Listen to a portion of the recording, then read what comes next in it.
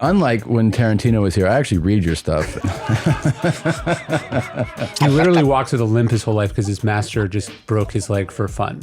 So do you have this stuff go to your house? That's the other problem. You know what? I'm going to start with these books. Guys, get rid of these fucking books. 100%. Cheers.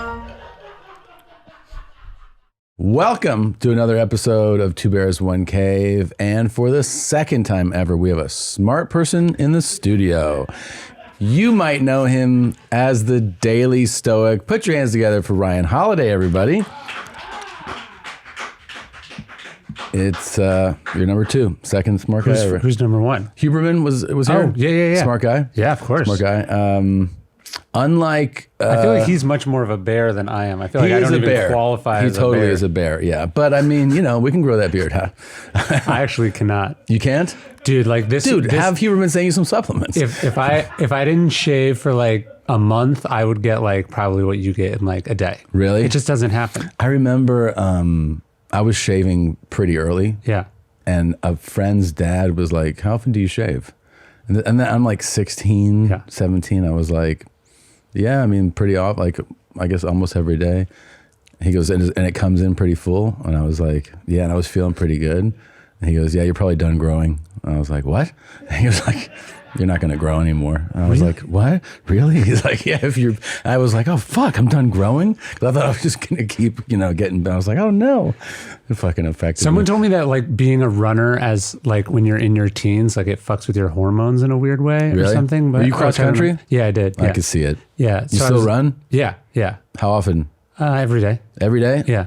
Long distances or? Longish, like 4 to 5 to 6, something like that usually. Yeah, I've been started running more. In Austin? In Austin, yeah. Where do you run? I ran at Barton Creek. There's a trail that goes like all the way around this. I just did it the day before. Yesterday I played ball, but the day before I did the run. The Town Lake Trail is like one of the best trails in the country, really? I think. Yeah, it's 10. So, Town Lake, like in the center of Austin. Right? There's a 10-mile loop. Okay. And none of it's all like manicured, like crushed granite, 10 miles. So you can do all these different iterations. And then there's like, I don't know, like 4 or 5 bridges. So you can like do different, you don't have to do the same thing every day. I haven't done it in so long. And I have like most of the cardio I've been doing is indoors, like in gyms, like I do the Peloton bike and tread. And when I was in New Zealand, we did an outdoor run.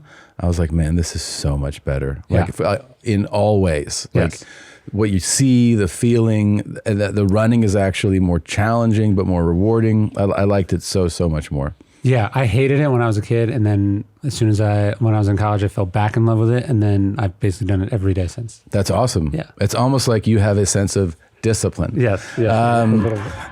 For me, the discipline is actually more like not doing it. Like if I'm like sick or tired or the weather's bad. Yes. And I have to think about it. Like I try to take my kids for this walk every morning. And like this morning it was cold and they were like unhappy.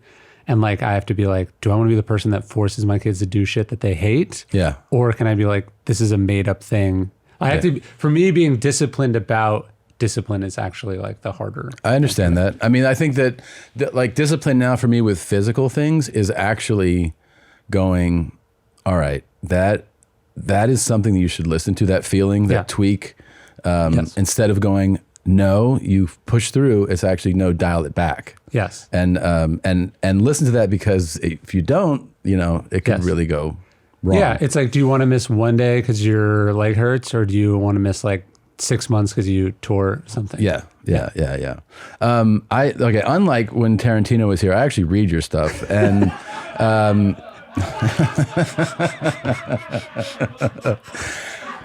look, man, I fucking read it later. I get it. All right. You went to the movies with a black guy. Anyway. So first I want to tell you how I discovered you. Like this whole thing is, there's so many things I want to talk about, but a few years ago, this is how I actually first landed on any of your stuff. I forget what it was. It was a few years ago, and I had expressed like some struggle, something that was weighing on my mind to somebody, and they sent me a link to the Daily Stoic Instagram page. Yeah.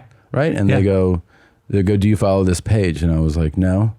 And they go, oh, they post great stuff like this. And it was a quote. Yeah. And it was just one of those things where it's like, it's just a moment where you read the quote and you're like, oh yeah. Like it was a bit of wisdom that I took in. And I was like, oh, that's a really good one. So I hit follow and, and I would, scroll as we all do, and I would land on those sometimes, and I was like, oh, that's a really good one. And I didn't even realize that there's a person attached to it. Yeah. And I just thought it was, somebody posting that stuff. And then eventually I saw your page and I was like, oh, and I didn't even put together at first. I was like, oh, that's that guy. Yeah. Okay.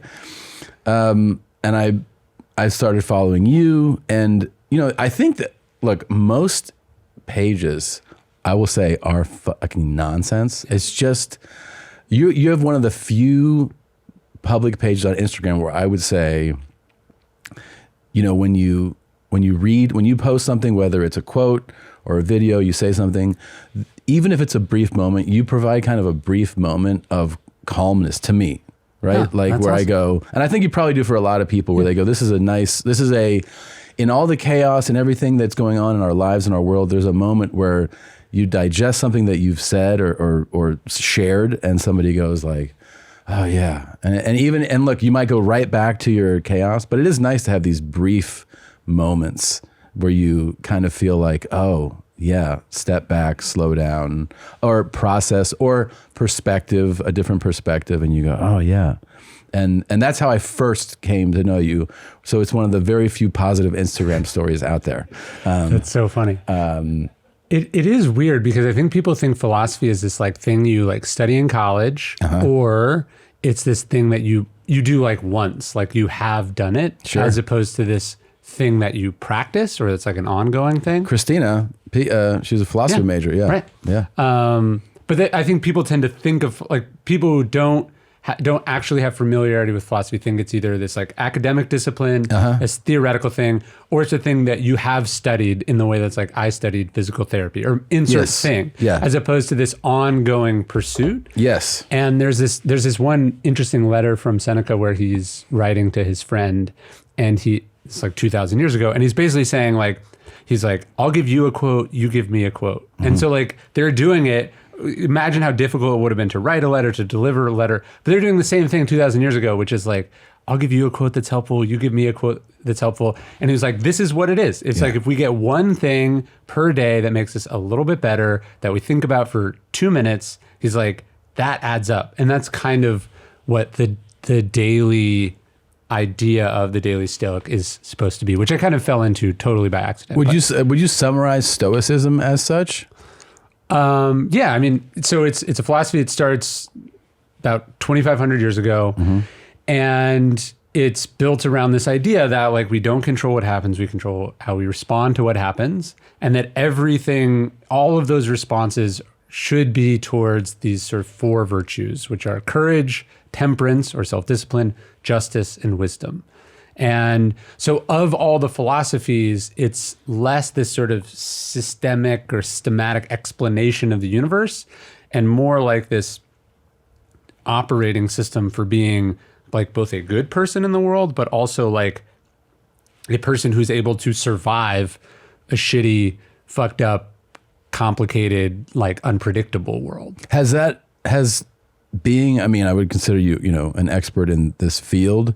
Has that helped you survive, hardships and tough moments? I mean, look, my hardships are privileged compared to someone who doesn't have any arms or legs, or was born in, sub-Saharan Africa. But everybody goes through something. Yeah. So yeah. Yeah. I mean, we all have the same limited amount of control over the world that we're in. And it really is like our depending on how you want to describe it, it's our mindset and our mind frame, our perspective, our view of things that helps you either fall apart or persevere and push through. You have amazing examples of a lot of this in the book. Well, one of the cool things about Stoicism is like Seneca's, there's the big 3 in Stoicism, and it's Seneca, Epictetus, and Marcus Aurelius. And Marcus Aurelius, they actually form like kind of an interesting spectrum. So on the one end, you have Epictetus, who's a slave. He's like, and this is a slave in Rome, like the shittiest place you could be a slave. He's he literally walks with a limp his whole life because his master just broke his leg for fun. So he's just has like as shitty a life as you can get. He wins his freedom at like 30, and then he's promptly exiled. So like all the bad things that can happen to a person happen to Epictetus. He's like one end of Stoicism, and then the other end there's Marcus Aurelius, who's not even like born a prince like Prince Charles. Like he's just born this regular kid. His dad dies. And then the emperor goes, I think you should be my heir. And so he's like just chosen, like just a random kid basically is chosen to be groomed to be the most powerful, richest, most famous person in the world. So it's like, as far as extreme ends of the spectrum, it's like everything that could go wrong, everything that could go right. Is Aurelius chosen by the emperor because of his way of being, as you know, his personal temperance at that age? I mean, we don't know the exact age that he like sort of comes into the circle, but basically Hadrian is the emperor. He's probably gay, doesn't have any kids. And he, I think, comes up with the idea that like, I could mold someone from scratch to be what it takes to be emperor. Mm-hmm. And so he probably sees something promising in him and then says like, I want to train him to do this thing. And then the interesting thing is he realizes that it's an impossible thing to put on a person that young. So he adopts this guy named Antoninus, who's like in his late 50s, on the condition that he adopt Marcus Aurelius. So they set in motion this chain where when Hadrian dies, Antoninus will be emperor, and then when Antoninus dies, Marcus will be emperor. And he probably thought, you know, Antoninus will rule for 5 years, and then Marcus will become emperor like in his 20s or something. And Antoninus rules for 19 years. Mm-hmm. And so Marcus becomes emperor like late 30s, early 40s. Which is a good thing. It works out totally. Yeah. And they actually got along. Yeah. Like even though none of them had any blood relation to each other, and they could have seen each other as rivals or whatever, like Antoninus actually decides, I'm going to help my successor be successful. And then Marcus Aurelius says like, I'm going to actually listen to the person who wants to teach me. Yeah. And they have this like amazing, never before, never again, like transition of power. Yeah. It's really remarkable. We don't really see that these days. No. It's totally different. And like, even when there's much lower stakes, you know what I mean? Like sure. that Tim Cook takes over for Steve Jobs.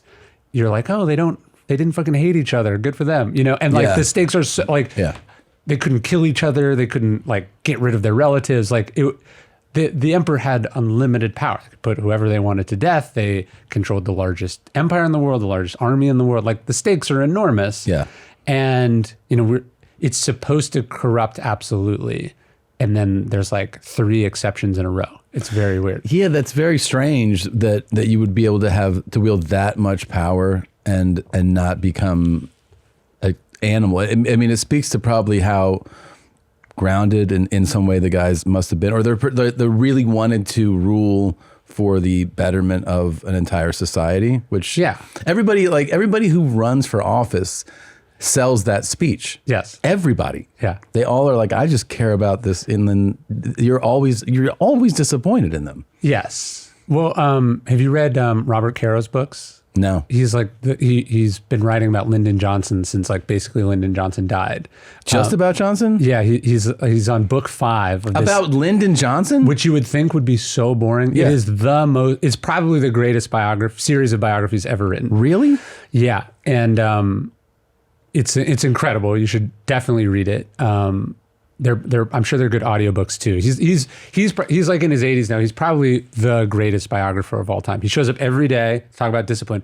He's still in his 80s or 90s. He shows up every day in a suit and he goes to his office and he writes longhand, and then his wife types them up. They're this like writing team. They've been working together forever. Pretty cute. That's pretty cute. But Johnson's from the Hill Country here in Texas. Yes, and so, like, I've been there. I've been to that the town that he's from. Johnson City? Yeah, because like, and then there's signs about it everywhere. And you can I like go how to I his was White House. I was searching for the name, and you're like, Johnson City, dipshit. You can see there's like, they called it the Western White House, or the White House on the Brazos. You can go, but anyways, Caro like lived here for a long time just to study Johnson, and the libraries here.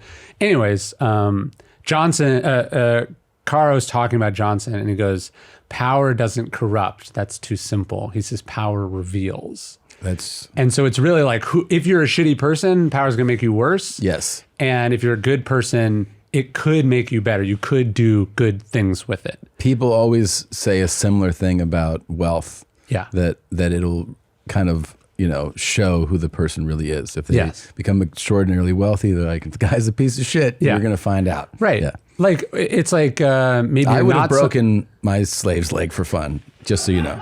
I would have done that 100%. The amount of online shopping carts I've abandoned because of confusing or expensive shipping rates is ridiculous, and it can be hard for smaller e-commerce businesses to compete. Keep yourself competitive with ShipStation. When you use ShipStation, you can lower shipping costs, make returns easy, and keep your customers happy.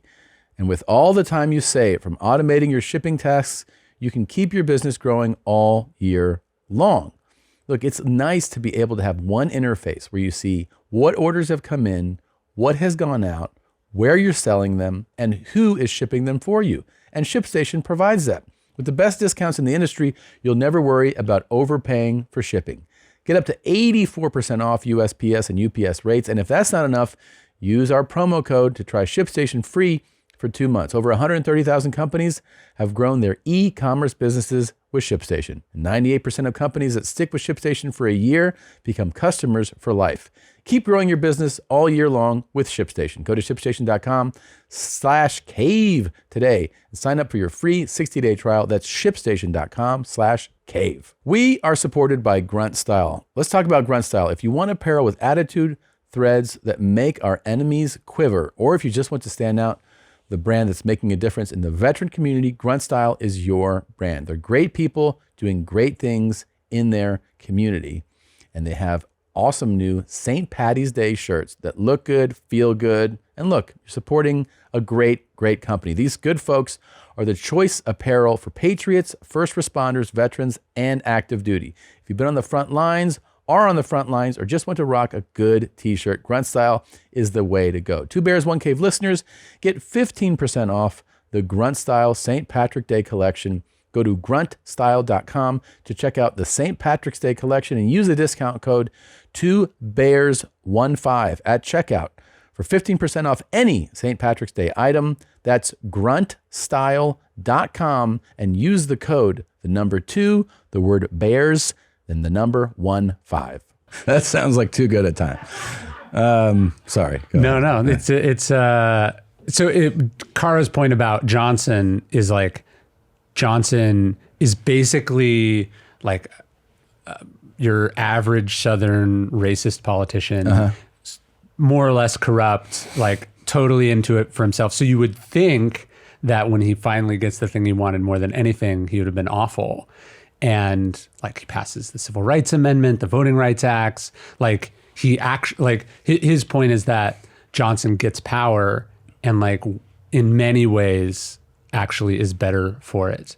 But Marcus is an interesting example because he has power that Lyndon Johnson couldn't even dream of. Incredible power. And there's a cool passage in Meditations where he says like, be careful of being Caesarified, like the Caesar, and he says, don't be stained purple, as the emperor's cloak is purple. And his point is like, don't be corrupted by power. And he does like a pretty good job of not doing it. How are these guys, like the three of them, able to have this perspective? It's like, it's almost hard to wrap especially in that time. And with that, like you're saying, that level of godlike power, I don't understand how they were able to hold back. It's pretty amazing. I mean, you could argue it's the philosophy, right? That's like the one thing they all have in common. And Marcus, it's like incredible. Marcus is given by his philosophy teacher, like at 25, he's given a copy of Epictetus's lecture notes. Either his professor or either his teacher had attended them or he'd gotten a copy. And so in his meditations, Marcus is like quoting Epictetus all the time. So you have this like powerless person influencing this very powerful person. And maybe it's like a set of guardrails or a set of principles to act by, and he does a good job. Or and maybe they stuck to it though. Like that's one thing to be like, I'm gonna Sure. hold to this, but then to actually have the position, Yes. and still stick to Yes. your philosophy, it's a different thing. And to have it for a long time, Right? Like it's like you did it for like Nero, who's the other interesting emperor here, because I talked about Seneca. Seneca is a philosophy teacher and a politician, and he gets this job helping this kid who's supposed to be emperor in the future. And that kid is Nero. And just like people who don't know Roman history, like he sucked, right? Like you just know that name as like a shitty guy. Yeah. So Seneca's job was to teach this kid. He teaches him all the philosophy, and it doesn't work. It doesn't stick. He doesn't listen. But there's the first 5 years of Nero's reign are considered by historians to be pretty good. Like he gets good marks, and then the wheels come off. So it's like, someone's successful or talented, and it's like they have these habits, they have like people around, it's like you can withstand the sort of warping effects of wealth or privilege or power for so long, and then as the limitations fall away, then who you are is revealed. So I think it's not just Marcus was emperor and wasn't shitty like at the beginning, right? But that like 15 years in, that's the more impressive thing. It's the longevity of it. Yes. Yeah, to be consistent for a long time it's like the thing that impresses you the most. I think like in entertainment. Yeah. So when you see somebody like I didn't appreciate it when I was a kid. Yeah. But the older I get, and you're like, this person's been knocking it out of the park for like 40 years. You know what I mean? Like, like as a singer or an actor, you're like, God damn, that really is impressive. Well, because like they could be coasting, and like no one has a gun to your head insisting that you maintain a quality of work. It's the opposite. It's completely up to you. Yeah. To find a drive, to push, to like, and you talk about a couple authors, that they're about doing the work. And that's ultimately what has to be the thing that you care about to deliver good work. I mean, you see it in comedy. There's a bunch of examples of like great comedians who, like it's decades long where like they're not distracted by it. They're just like about, and I think with writing, by the way, I can't believe how much you've churned out, and you're fucking 35. Yeah. I mean, if I couldn't see you, I'd be like, I don't know, this guy's in his 60s. I don't know. He's a fucking old wise guy. I do. I feel very old. I had my first book came out when I was 24. So I have a little bit of a head start, but. Now, is it true? Because we produce Dr. Drew After Dark here, that Dr. Drew introduced you to Stoicism? Yeah. Tell me, can we hear this? Yeah. I was in college. I went to Riverside in Southern California, and I was writing for the college newspaper, and I got this like call, maybe it was a message in my inbox. Anyways, I got invited to this thing that Trojan Condoms was putting on. Nice. It was like a conference or something for college journalists. And so I went. I was like, I get to go to Hollywood. I've never been before. They put us up in this hotel, and then we went down, and it was like there was a talk and then like some Q&A or something. And the person talking was Dr. Drew. This would have been like 2005, maybe 2006. So still like kind of the height of Loveline, and which I had grown up listening to in my room every night. And I was a huge fan, and I knew Dr. Drew was like really smart, and I don't think I'd ever met any smart people in my life. Yeah. That's what I feel like when I work here. Yeah. So I was just like, hey, like, you're smart. Like, what books should I read? I just went up to him after and I asked him that. And he was like, I'm reading this guy, Epictetus. And I was like, what? I didn't know what that, I didn't even know how you would really begin to spell that. And so I went back to my hotel room and I typed that in. And Marcus Aurelius also came up, like in the Amazon search. And I'd seen the movie Gladiator, so I was like, I should start there. That's more my style. Yeah, sure. And that like totally changed my life. And did that change? Did you then major in everything? And like, did you? I dropped out like several months later. Not his fault. Yeah. But I left college, and then I did a bunch of other stuff, always with the intention of coming back to writing. Yeah, that's what I wanted to do. And were you apprenticed for Robert Greene? One of the things I left college for was to be a research assistant for Robert Greene. And I see that you're still obviously, like, because I've seen you guys together. You've posted about his book, I think today or yesterday. You're like, we're doing our first 2 live events actually like in March. I've never done anything in person before. He must also have like a sense of, I don't know, pride or something about the fact that you were a research guy for him and that you've developed this career that you have. Or like he's the best. Like it's funny because the first law in the 48 Laws of Power is never outshine the master. And then he talks about how like people are very precious and sensitive and insecure. And one of the other laws is do all the work and let others take the credit. And he has been like an incredible, like he has opened up so many doors for me. He's so good and is like, to me is the greatest. Like of like nonfiction, sort of self-improvement books. I think he's the best. First off, his books have sold like 1 trillion copies. So many. And he's been doing it. Nobody, you talk about doing it at a level. The 48 Laws of Power came out in 1998. God. And it's still like one of those. If you pull it up on Amazon right now, I bet it's like top 100, top 200. Not only that, it's in the lexicon where like, like it's not a thing where people go, what is that? Like it's 50 Cent it's a plotted reference. his entire career on the 48 Laws of Power, which he read when he was in the hospital after getting shot. Really? Yeah. So yeah, he's just like the greatest, and he is. And I imagine that, just as a side note, the amount of research that goes into something like the 48 Laws of Power feels like it would be just unbelievable. Robert has like sections in his books that are as long as my whole books that I've published. So we're operating in very different universes. Sure, but that's still right. Like it's like, well, he showed me how to write books. So like, I think from Robert, I learned like a whole bunch of things about work ethic, and I learned a whole bunch of things about, he had me read all this stuff. I learned like that was like college for me. I was working for Robert, but Robert also showed me like actually how you do the thing, which you can't really, like, would take decades. So why have I been able to do this in such a short time? It's because I didn't have to learn literally the hardest thing there is to learn by trial and error. But which is like, how do you write a book? You have an idea for a book. How do you write a book? Just like if you're like, I want to be a comedian, and they were like, okay, well, here's all the steps of that process, instead of like fumbling around and doing the wrong thing. Dude, I didn't know what I was doing when I wrote the book. I wrote a book. Oh, sure. And I was like, I remember, so I got a deal to write the book as the pandemic took place, right? Yeah. Or started.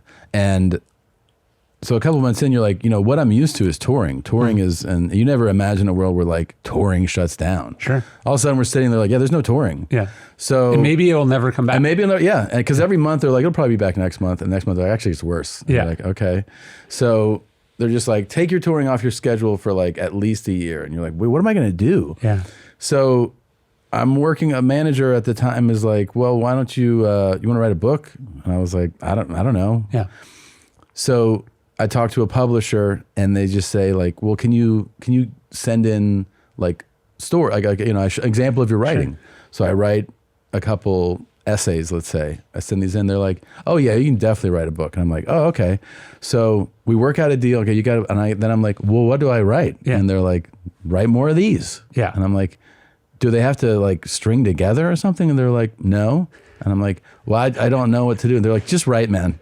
And so I'm just writing this thing, and I have no idea, like this to me is there's a through line. There's like, it all ties together. Sure. What I wrote is like a story about my dad, a story about this place, a story about the airport, it just like, it doesn't all go together. But I think that's kind of actually a good metaphor for life, which is that you assume that like when someone pays you money to do stuff, that they know how to do it. They're going to tell you how to do it, and that it should be pretty straightforward how to do it. And the reality is it's like they're paying you to figure it out. They are. And like they have no intentions or plans or even ability to babysit you. And it's like, you have to figure it out. Yeah. And so even on my first book, when I sold it, it's like, wait, now I'm 23, 24, and I have to go do a thing that I've never done before, that I don't actually know if I can or can't do, for the most amount of money I've ever been paid to do a thing. Mm-hmm.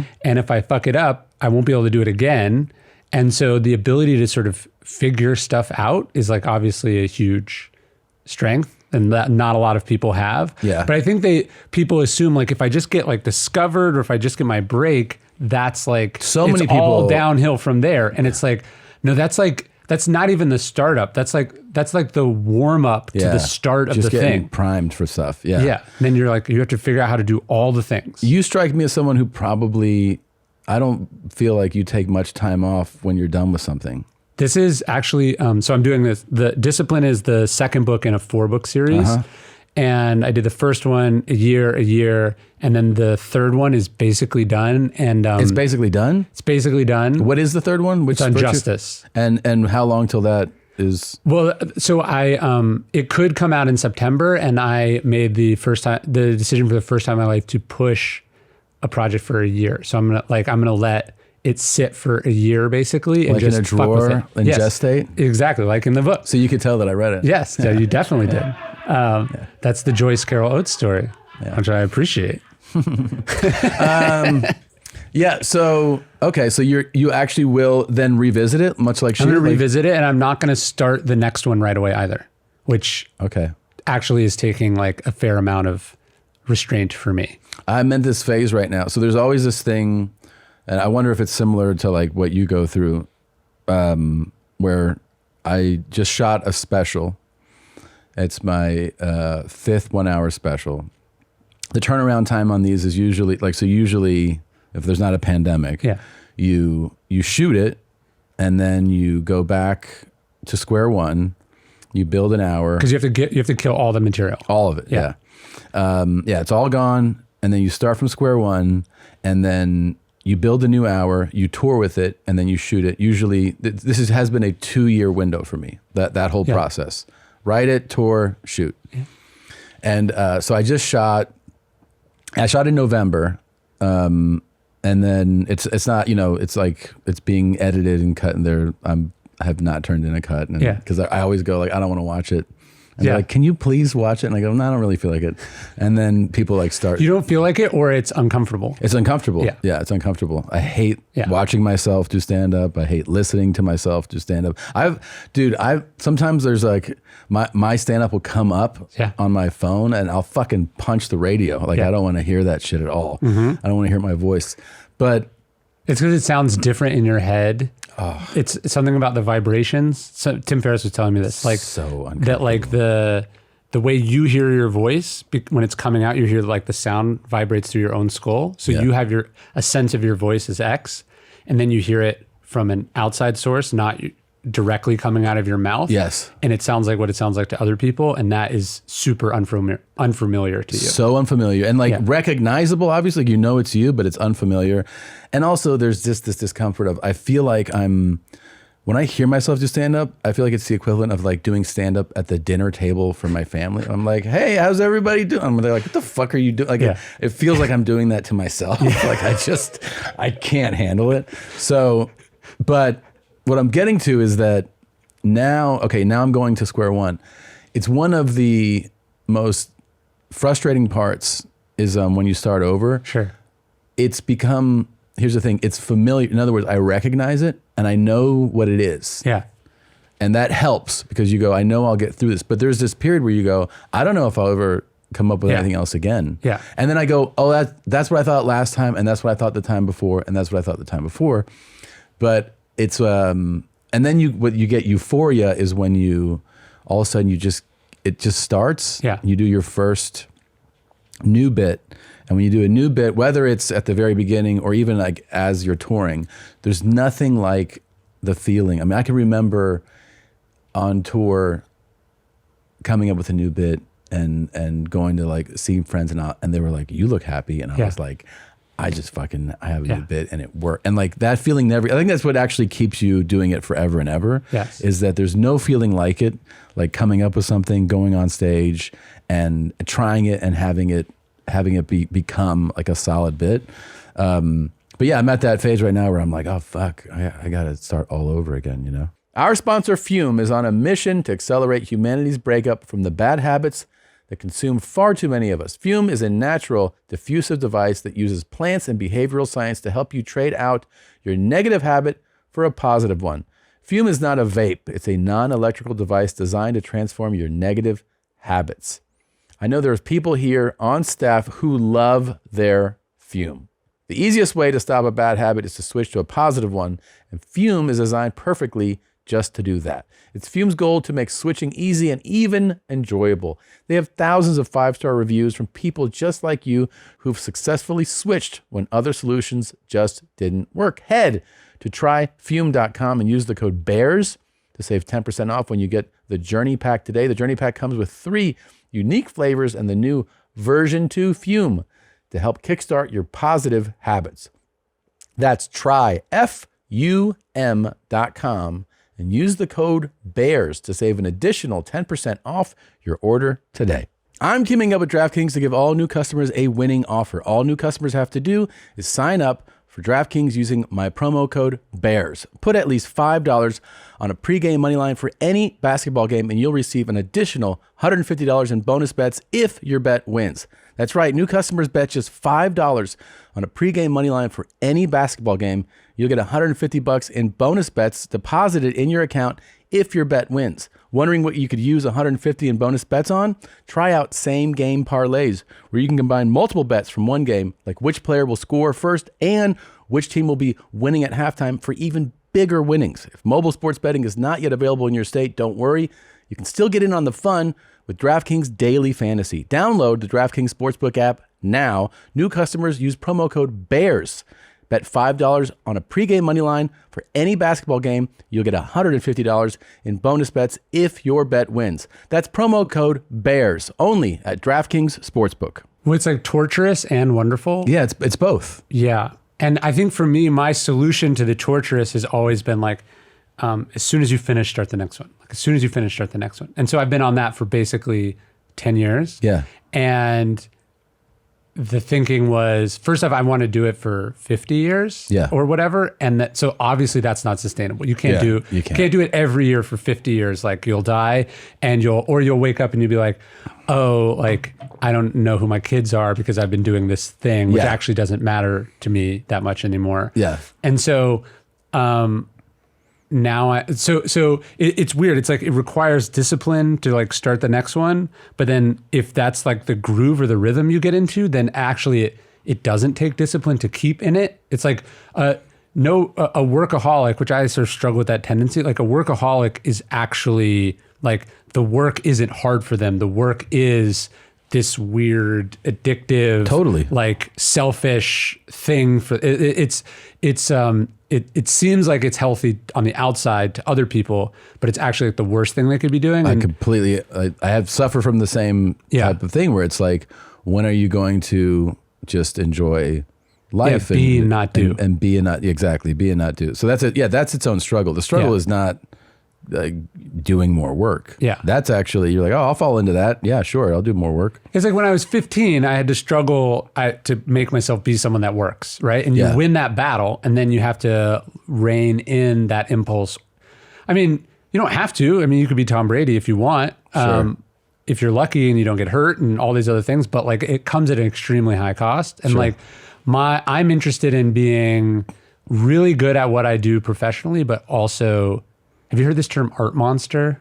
Art monster? Yeah. It's like someone who basically becomes a monster in pursuit of their art. Oh. Like they're so all in the thing that they're like savage about it. And it could be, it's not just, they work really hard. They could just be like, Harvey Weinstein's obviously an art monster also in a different extreme way.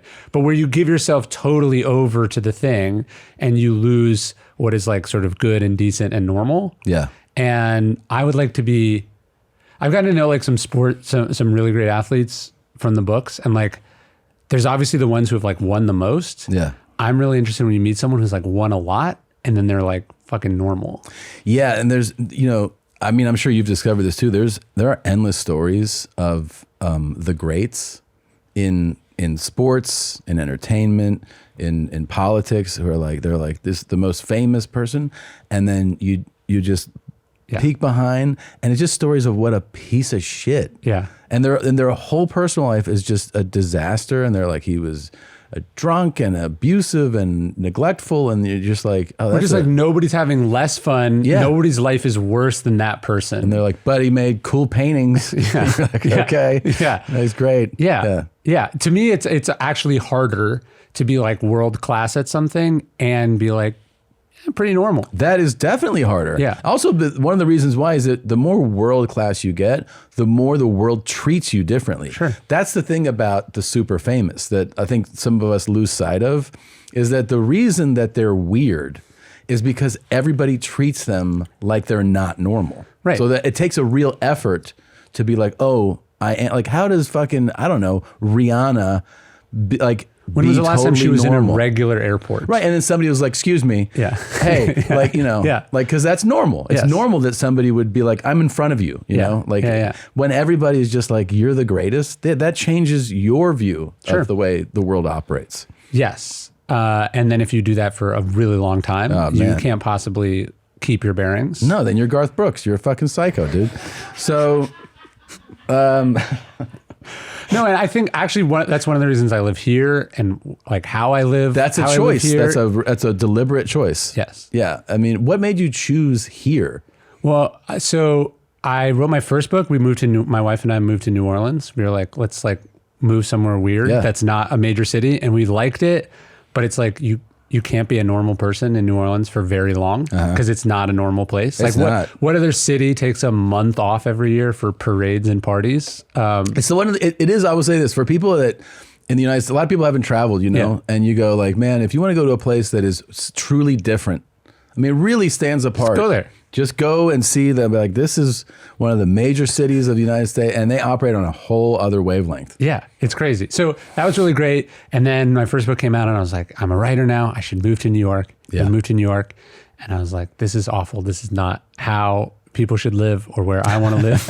And how people should live. Yeah, this is not good for anyone. Yeah. And it is if you make $65 million a year. It's totally manageable. Which people say in New York as though it's a normal thing to say. Yeah. They're like, as long as you make more than $1 million a year in New York's pretty great. And you're just like, yeah, that's not normal. It is not normal. If you're making more than $1 million a year, great. And by the way, you're not balling in New York. No, that's to have like an apartment with 2 bedrooms. Yeah, that's it. Yeah, that's it. And you're still renting. Yes. That's the crazy thing. There's like people that make $1 million a year, and they're like, I rent, and you're like, you fucking don't own a place. You make $1 million a year. No. Yeah, it's not. That's not the treadmill that I think you want to be on. If you have a choice, some people you don't. What you do, you don't have a choice. But if you have a choice, you should not do that. And so we picked Austin because Austin, I felt like, is a mix of like what a lot of great cities in America have. Sure.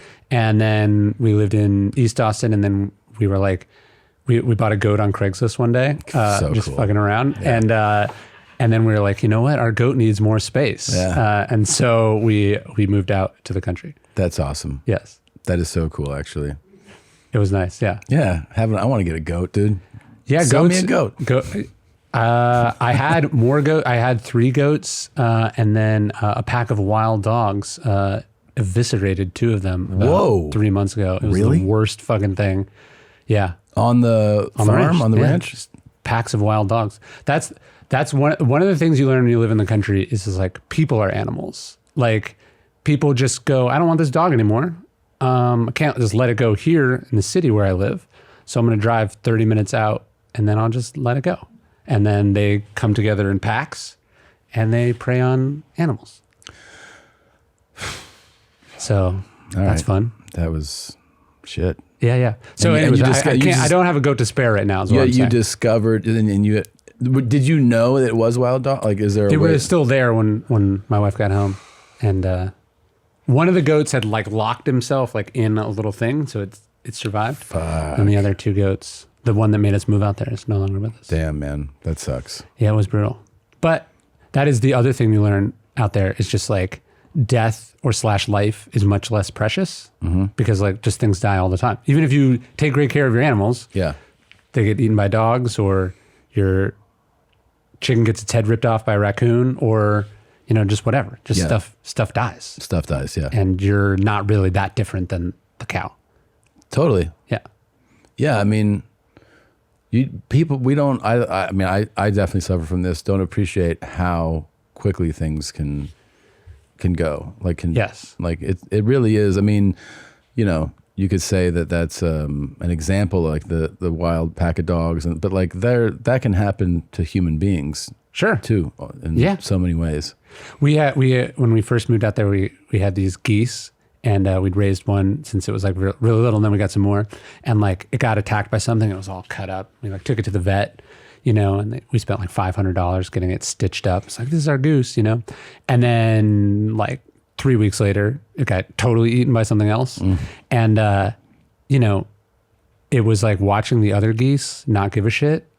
Yeah. You know, there was 5 of us, now there's 4. That's life. Yeah. And you realize like, oh, this sort of feeling sorry for yourself, mourning, grieving. Not that these aren't things you should do, but you realize like that's a pretty human thing. It's totally human. And it's a kind of a first world human thing. Yeah.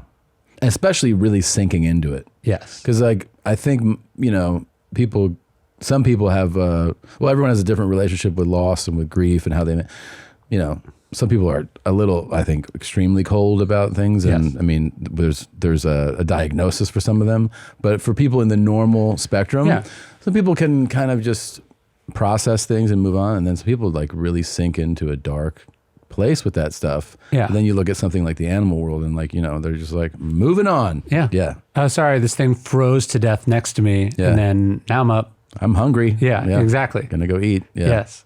It's totally different. I wanted to ask you this about so you're doing a series of 4 virtues. They're called the cardinal virtues. Now that it's obviously, you know, it's a big success. You're a big success, and the books are. You go like, oh, cool.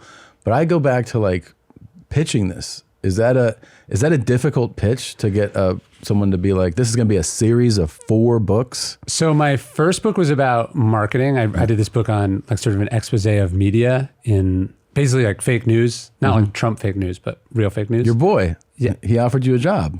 Who? Trump. Didn't he offer you I did, not Trump, but one of the cabinet secretaries. Yeah. Actually, the worst, this is something I think about. Okay, so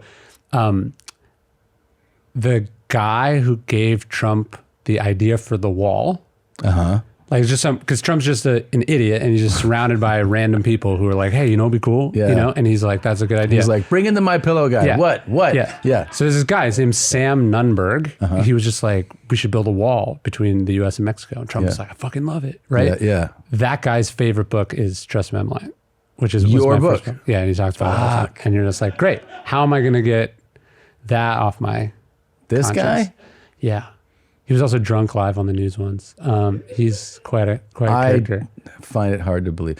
So, okay. So Sam loves that book. Yes. And then after you had the book came out 12 years ago. But so my first book is about marketing, and then but what I really wanted to write about was like the kinds of stuff that Robert gets to write about, like big ideas, timeless stuff. And so I went to them with what became The Obstacle is the Way, and they were not excited. Not excited. Not at all. Okay. Because, I mean, it's like a terrible idea. It's like an obscure school of ancient philosophy at a business imprint. And so they offered me less than half what I got for my first book. And I was like, set it up. You're like, good. Yeah. And then that book, that sold almost 2 million copies. And then, so after that, then they were sort of all in on ancient philosophy. Okay. And so I did 3 books.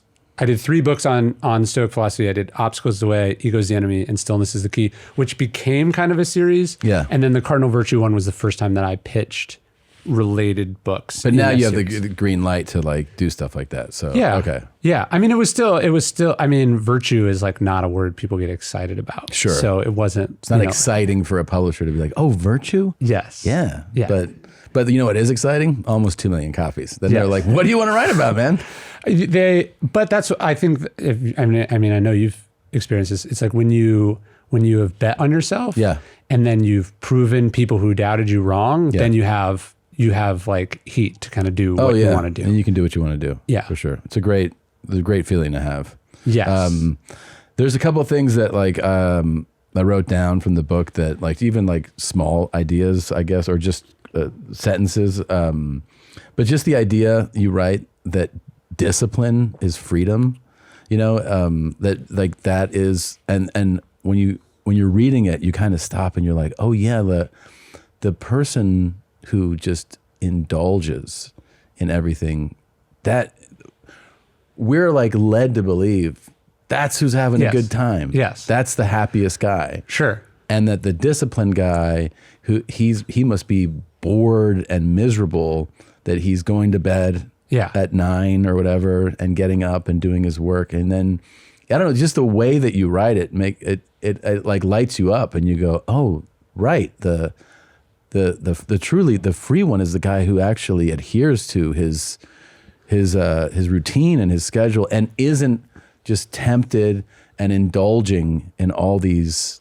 things, whether it's food and sex and drugs. Like, I don't know, that really, it's touched upon a few times in the book, but that really is a big concept to embrace, I think.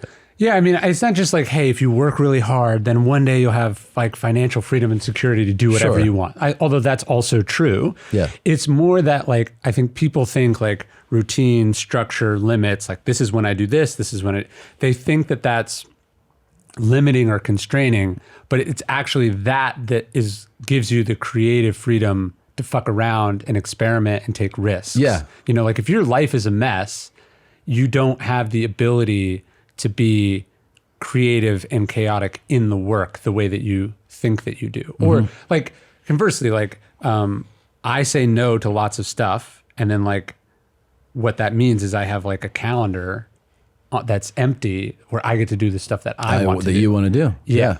And so but to the discipline too, it's like when you write something about who do you think's happier, you write something, I'm paraphrasing here, about who's happier, the guy that's like stuffing his fucking mouth and it's sick, or the person that actually knows when to say no and it basically is disciplined about how they conduct themselves. And it's like, oh yeah, I mean, when you read it in that way, it's one of those things where it's like a slow nod. You're like, yeah, of course that's who's happier. Well, it's funny because the rival of the Stoics was the Epicureans. These are the two schools in the ancient world. The Stoics are supposedly like very strict, have a lot of discipline. It's about hard work and virtue. And then the Epicureans, even then, but now the word Epicurean means like a lover of food, a lover of pleasure, a hedonist.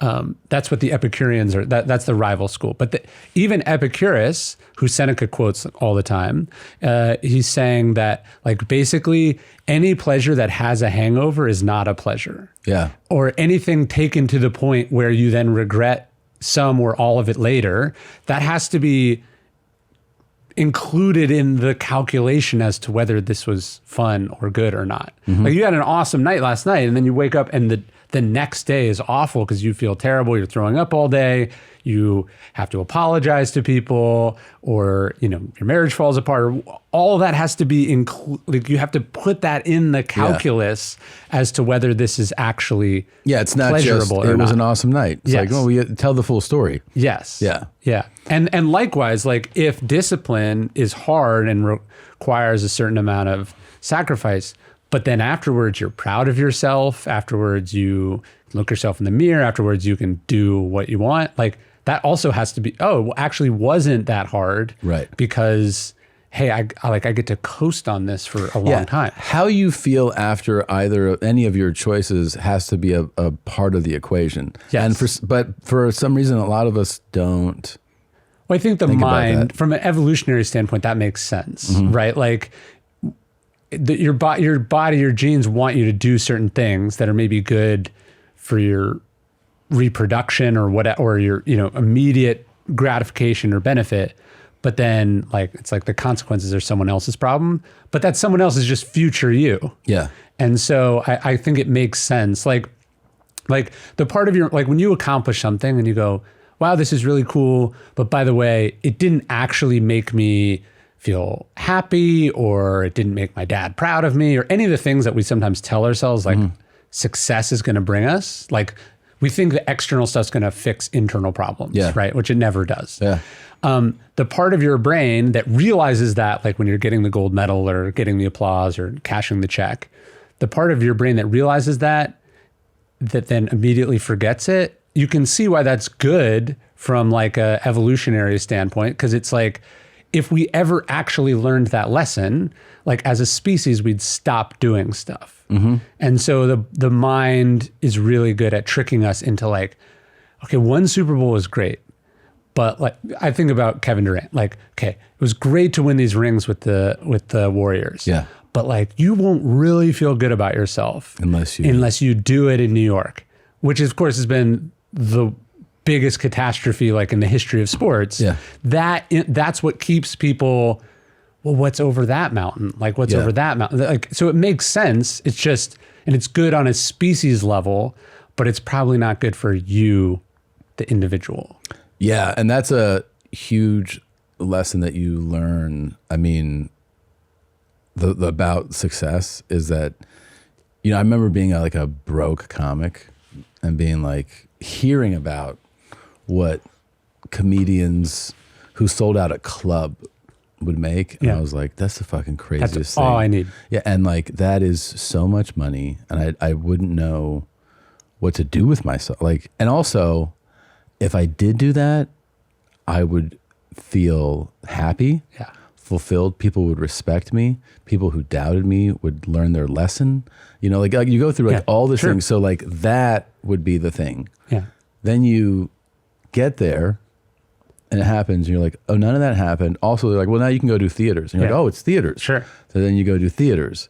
Then you do theaters and they're like, your ad shows and they're like, you can do arenas. So then you go do arenas. And then, did you hear so-and-so did a stadium? And I got pitched a stadium thing. And I'm like, I don't even like, I'm like, it's not that, here's the thing. It's better. I want to be honest about it. It's better than being broke and not being successful. So getting to a level of success is better than than having none, let's say, right? Of course. But it does not solve any of those feelings inside of you. It does not fulfill you.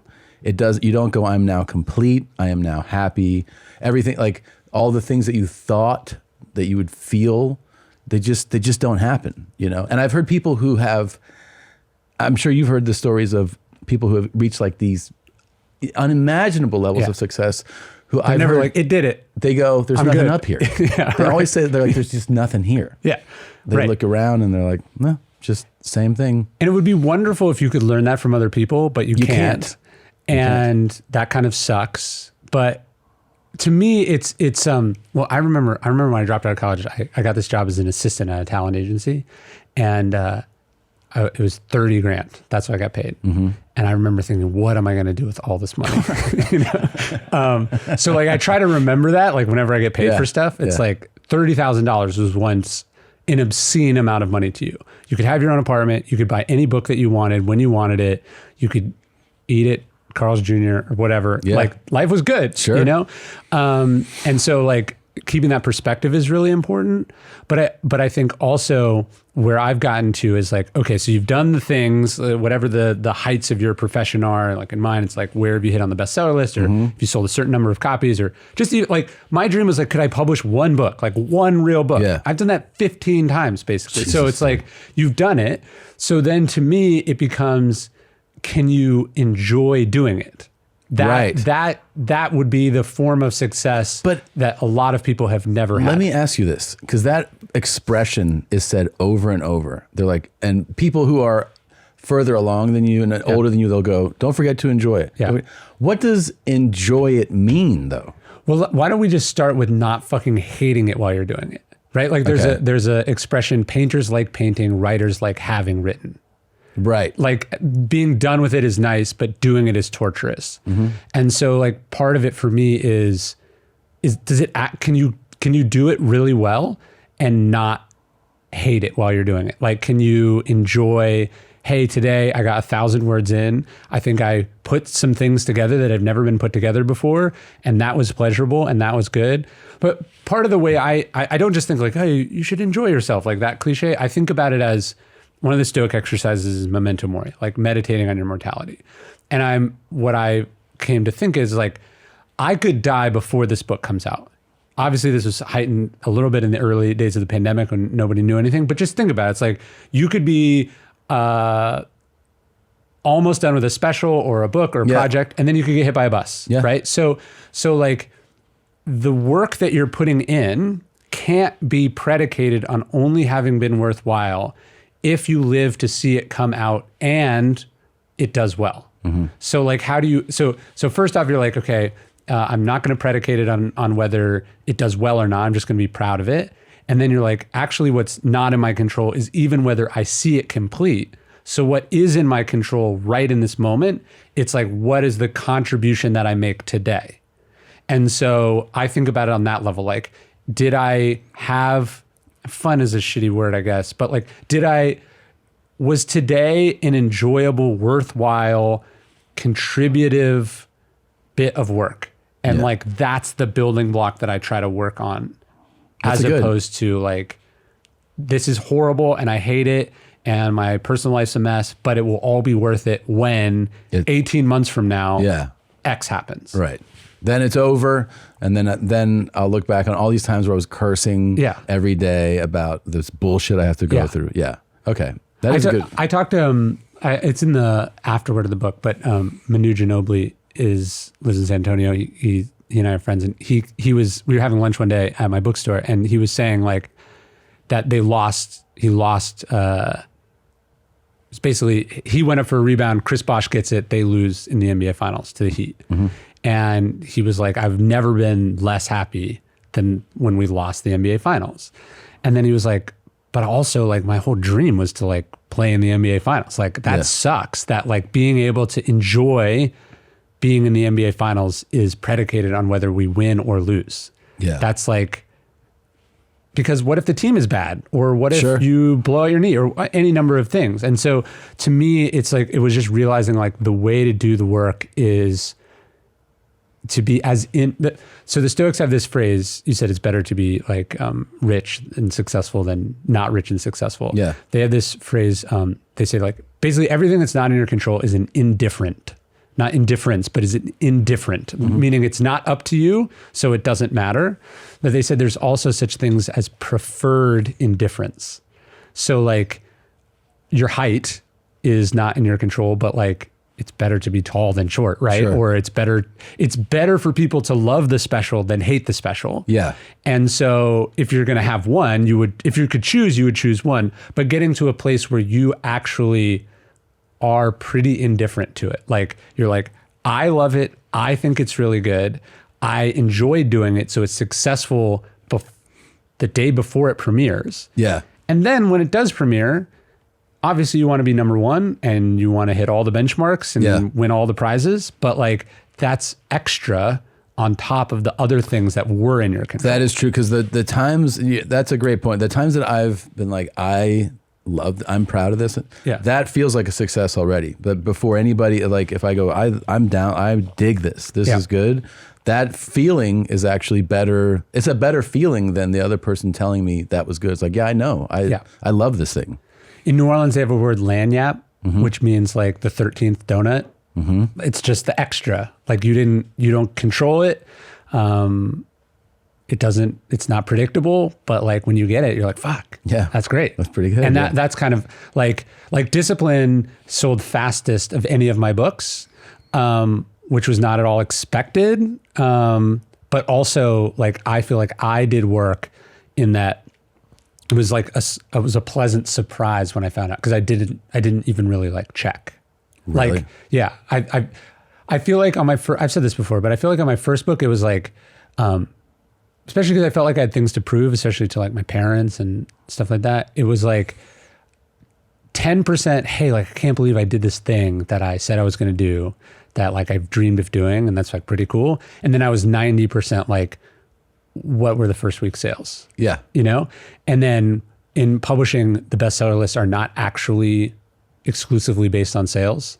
It'd be like if the Netflix algorithm was like most watched, but then also we have like a diversity criteria on top of that. You'd be like, fuck, what? Yeah. So you can earn it and not get it. But so I was 90% on that. And I got snubbed for some, I made one, which is cool. But like, I realized that was like a kind of a precarious place to be.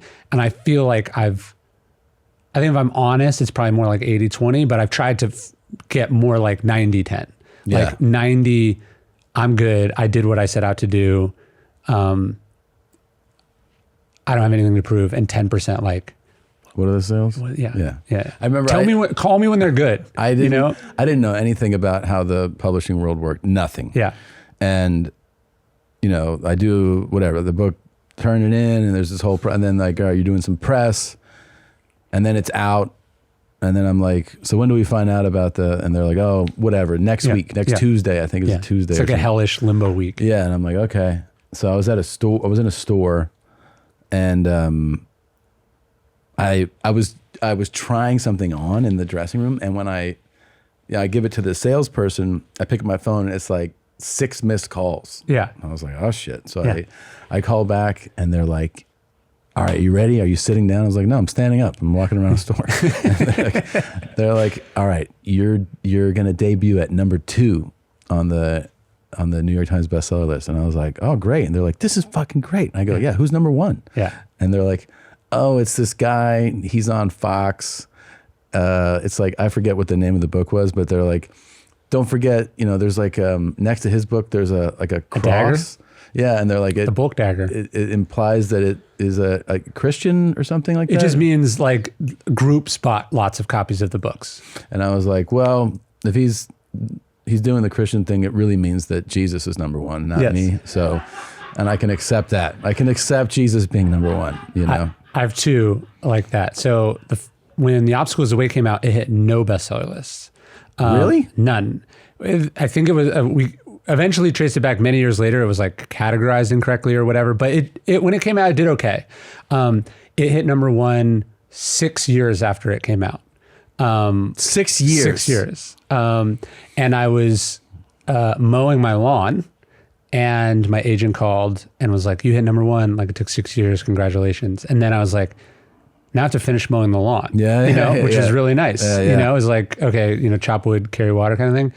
And then the first time I hit number 1, like with the debut, Stillness is the Key hit number 1 on New York Times, which is again, sort of a surprise. I'd sold like literally millions of books and never hit the New York Times lists. That's crazy. It was nuts. So I finally hit it. I didn't know if I was like banned for life or I'd done something or whatever.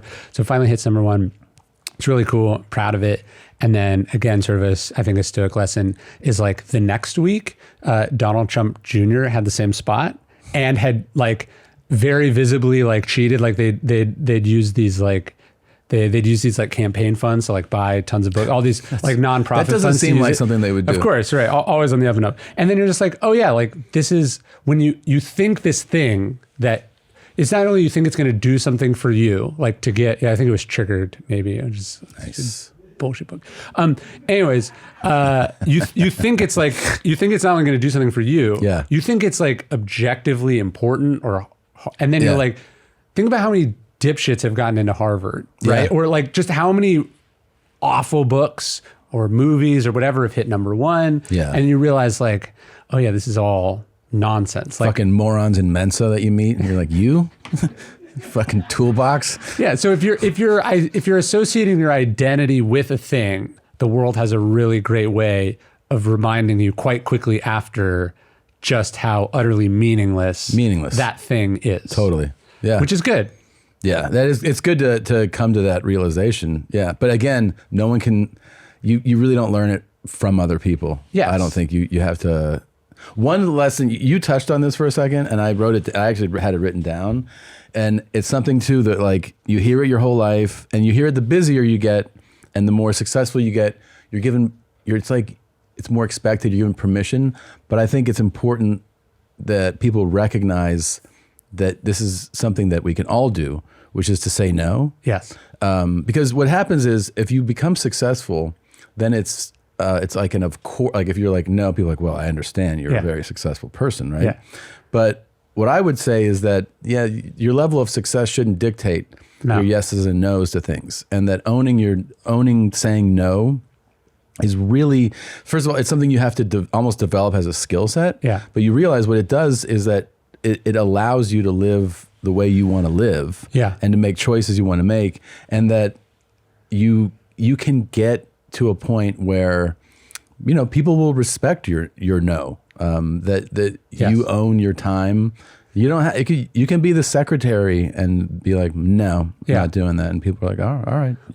Also for me, it was helpful to realize that a no is also a yes, and that a yes is also a no. So like when you're saying, yeah, sure, I'll do X, Y, or Z because someone asked and you don't want to be rude or you don't like confrontation, like you're just setting up a different confrontation, usually at home. Yeah. Right. So it's like, I said yes to do something that I didn't really want to do, that I don't have to do. It's not important because I'm insecure or, you know, there's never enough. And then like your 3-year-old's like, where's dad? Yeah. You know, like you said no to that. Like, you're like, I don't want to be rude. Right. But then you were super rude to the person that cares about you the most in the world, that you, by nature of bringing them into the world, promised them all of your time. And he'd probably far prefer spending time with than the person you said yes to. Yes. Yeah. There's a Marcus Aurelius quote in Meditations where he goes, are you afraid of death because you won't be able to do this anymore? And I think about that like whenever I'm doing like fucking bullshit that I got guilted into doing or I was doing, and I'm like, this is like the meaning of life, like this dumb event I'm at, or this like dinner party that I wish would be over soon. COVID was helpful for me there too, because it was like, is this worth getting COVID for? Sure. Or is this worth giving my family COVID for? Because like I had to do the podcast that like I could have just said no to or done remotely or whatever. Thanks for doing it. Of course. No, but you know what I mean. Yeah, like of course. It's like when it was like when the stakes were made like very clear, it was helpful to me to see how bad I was at doing it. Yeah. And then like, have you found like the more successful you are, the less time you have to do the thing that made you successful in the first place? Yeah, a lot of times. Yeah. A lot of times. I've toured. I've just been on this absolutely insane tour. I mean, really. I read you said you overcommitted a little bit. A little? So much.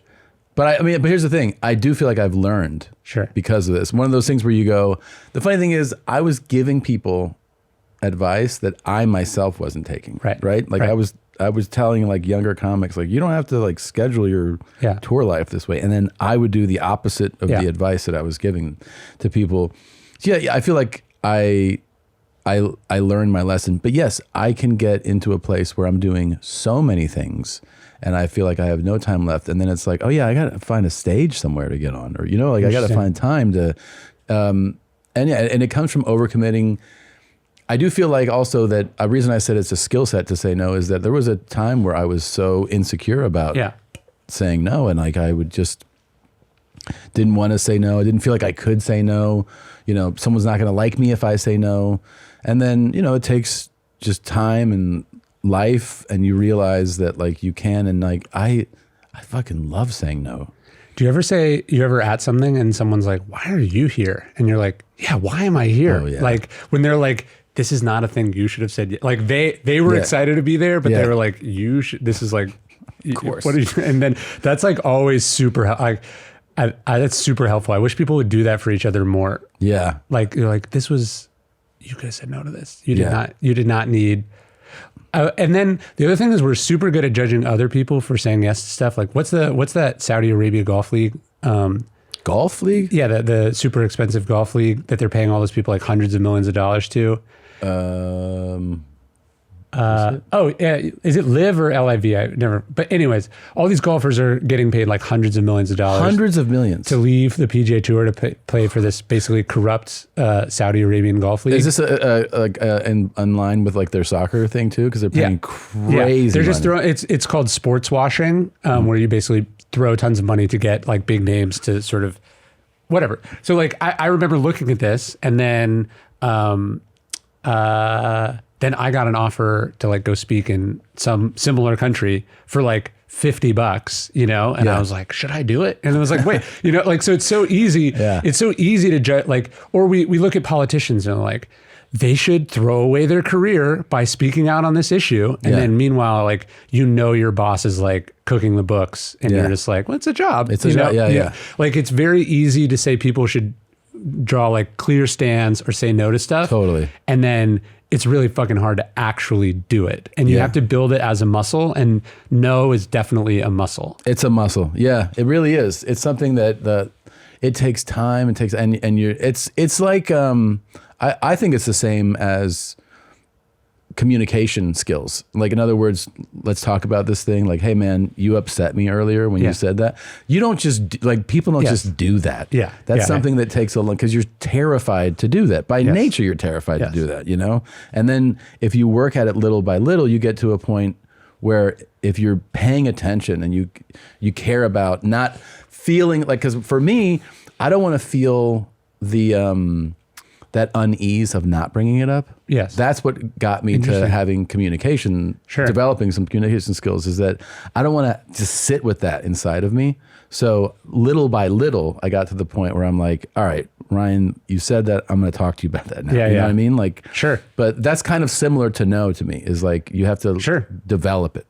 Yeah. That's kind of like an obstacle is away thing for me, where it's like, okay, I got to fire this person. Like these are the worst conversations. Or you have to be like, hey, like, you really let me down, or X, Y. You have to have and I go like, those conversations are super hard, but the reason they're super hard is because they're rare. Yeah. And which is good. Yeah. But like, now I have to do it. And so it's practice for doing that thing. Yeah. I try to think about it as like, there's going to be some pivotal moment in my life in the future where I have to like fire someone, or I have to preemptively like break something up that's going well, and it's going to be hard. It's going to be expensive.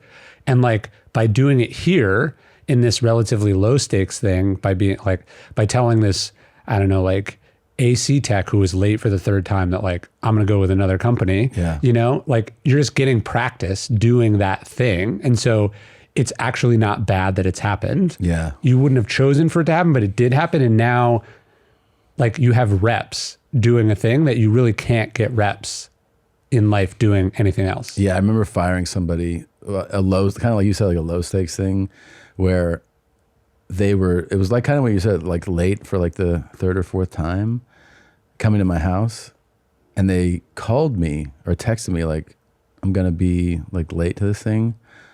Or did they call? All I remember is that I was like, okay.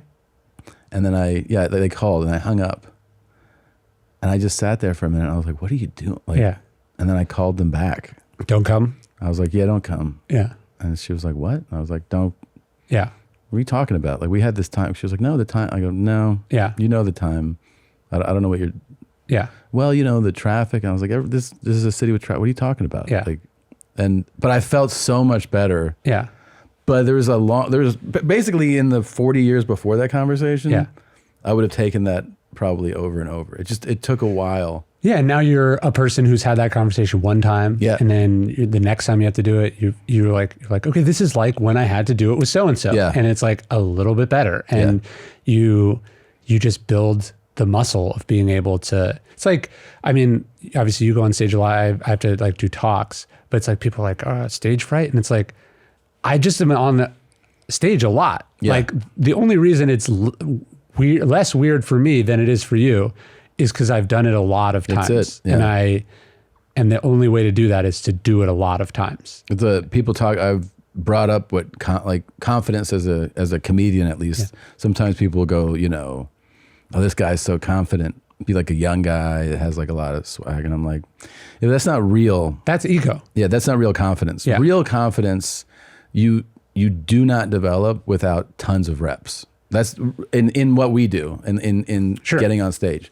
There's no such thing as like owning the stage, like your 8th time on stage. Yeah. You can look like it. You can fake it. Yeah, you can fake it. Yeah. But that real control of like the person just goes up there like it's nothing, that person's been on stage like 10, 15,000 times. Like that's so many times that it's a true confidence. Sure. It's not, it doesn't matter how you walk out there and what you do. Like if you don't have the reps, you don't actually have that much confidence. Yeah, I've said I don't believe in myself. I have evidence, and like you acquire evidence. Yeah, and it's actually the same with writing too. Like when people think writer's block is a thing. Yeah, and it's like no, you just don't have the material. Like you haven't done the work to have the idea of what you're going to say. Like there's not this, like, if you're like, oh, I'm not feeling confident today. That's not a thing. Like the confidence is based on if you've done it 15,000 times, yes or no. Yeah. Like you can not feel excited, but like the confidence is based on having done it a lot of times.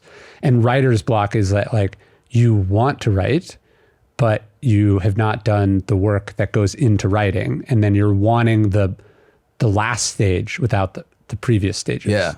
And so the lesson there to that person is like, you haven't done the work yet. Just go read a bunch of books or like think about it. Like you don't have to force writing to it. There's things you can do that will contribute to the project you're working on. Yeah. It's just not the performance part of it. This feels to me like sort of connected to the just do it now part of it, because nothing makes me crazy at this point where you meet somebody who's like, I have a bunch of stand-up material written. I just haven't gotten on stage. And I'm like, okay. Sure. So then you haven't done it. Yeah. And they're like, yeah, but I have like journals full. I'm like, all right. Sure. And they're like, yeah, I just, they're waiting. I'm just waiting for and you're like, do you think this day the sun's going to shine differently that morning? And you're going to go, this is the stage day. Like you still haven't done it. Yes. So like it's like, and this is coming from something I would fully admit to. I can think of being in those moments too. Sure. And what it is you're consumed by fear usually. Yeah. I mean, I remember I had this. I went to an agent I wanted to audition for them to represent me. This is before I moved to LA. Okay. So I was in North Carolina. I go to Charlotte, and the lady was like, "What have you done? Like, what's your resume like?" Yeah. And I was like, just these things in college. Yeah. And she's like, well, we represent people that have done this, this, and that. And I had like the monologue ready to do. And she was like, so I mean, like, you haven't done any of those, like we represent people who have done a bunch of things. And I was like, yeah, no, I haven't. And she was like, okay. And then I just was like, all right, I guess I should at least, and I just left. I just left and went, and but you justify it you spin it to yourself, right? I can look back on it 20 some years later and go, I was just terrified in that moment and went along with her judgment. Instead of being like, I'll just show you what I can do. I was like, I'll just leave, Right. And then now a few months later, I was in LA and I was auditioning finally I got an agent. But in that moment with her in Charlotte, I was like, all right, I'll just not do it. Well, like in publishing, what it is like people think the book is going to be their first thing. Mm-hmm. Like, they're like, I've never published anything, even though you can publish an unlimited amount of stuff for free on the internet. Yeah. I've never done that. Even though you can make a great living writing for newspapers and magazines and websites. Yeah. I've never done that. My first thing should be the hardest, most exclusive of the things. Yeah. Which is like get in advance, be one of 50 titles that a major publisher puts out. I deserve one of those spots because my idea is so good. And the publisher's like, may not even disagree that your idea is good. Your idea could be fucking great. Yeah. And you could actually be a very good writer. But the question in publishing is like, what's your platform?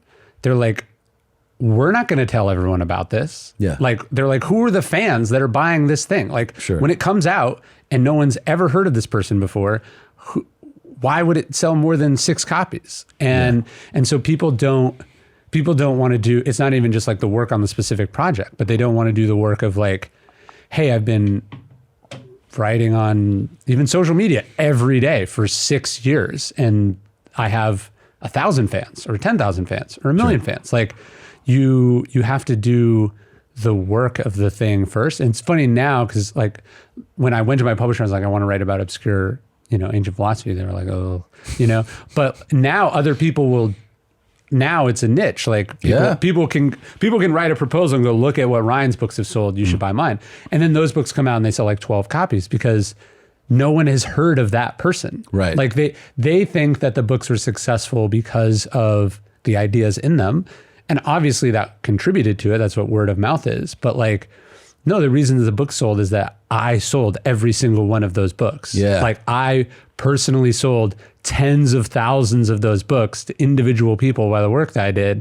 And that's what built an audience that then consumes. And they're like, but people are like, I don't want to do that, dude. Yeah, no, they're like, I should just have a good idea. Yeah. And then lots of people should hear about it. You should give me a few $1 million. Yes. Yeah.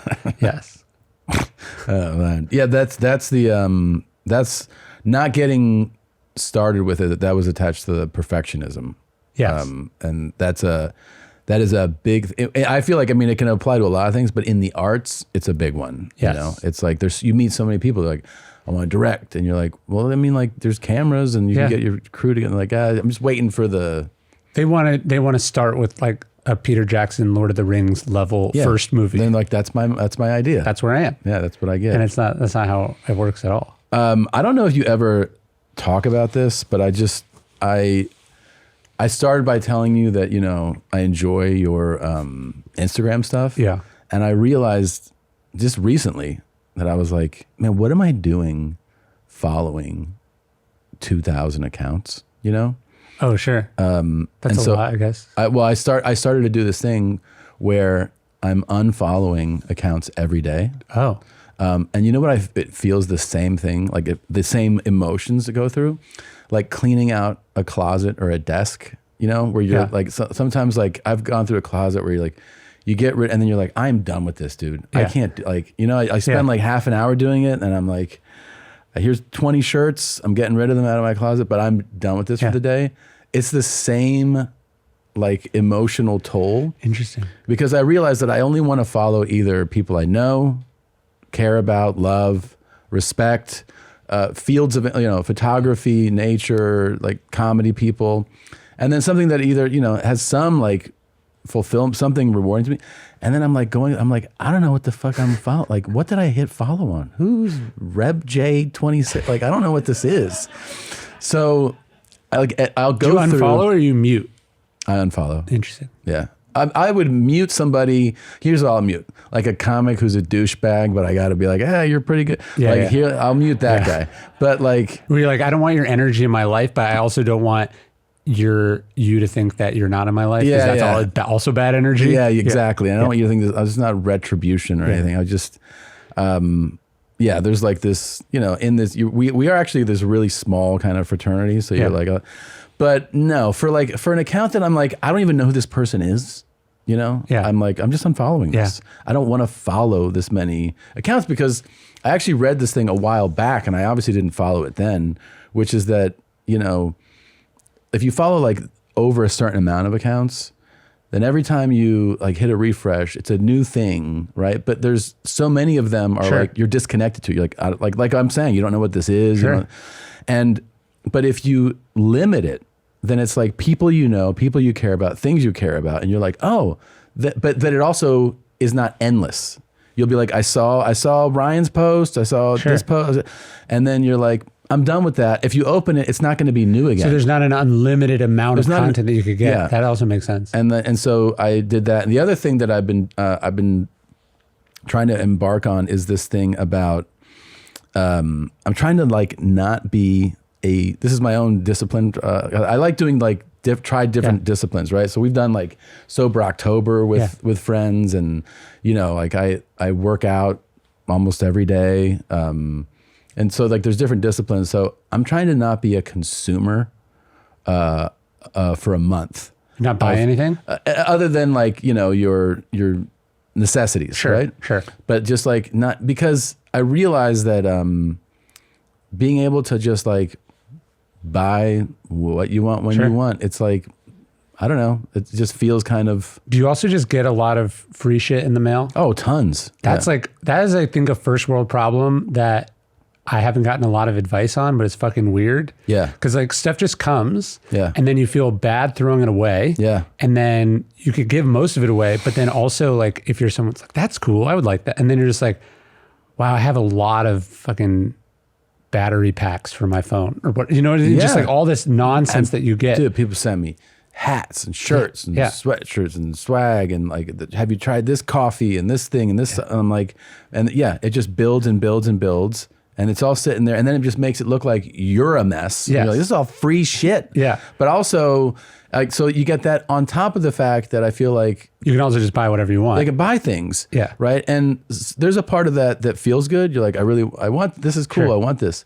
But I also feel like it's sometimes just good to deny yourself the thing you want in that moment. It's like, you know what? I'm gonna, instead of going like, I want this, I'm gonna get it right now.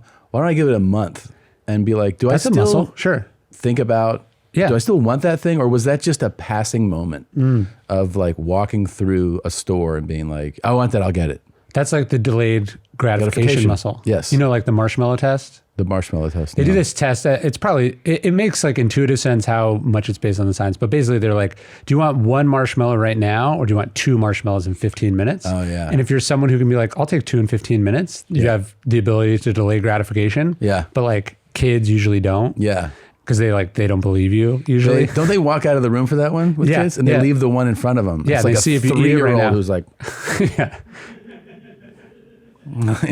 just fucking snags it. For me on the social media thing, all my accounts are on my wife's phone.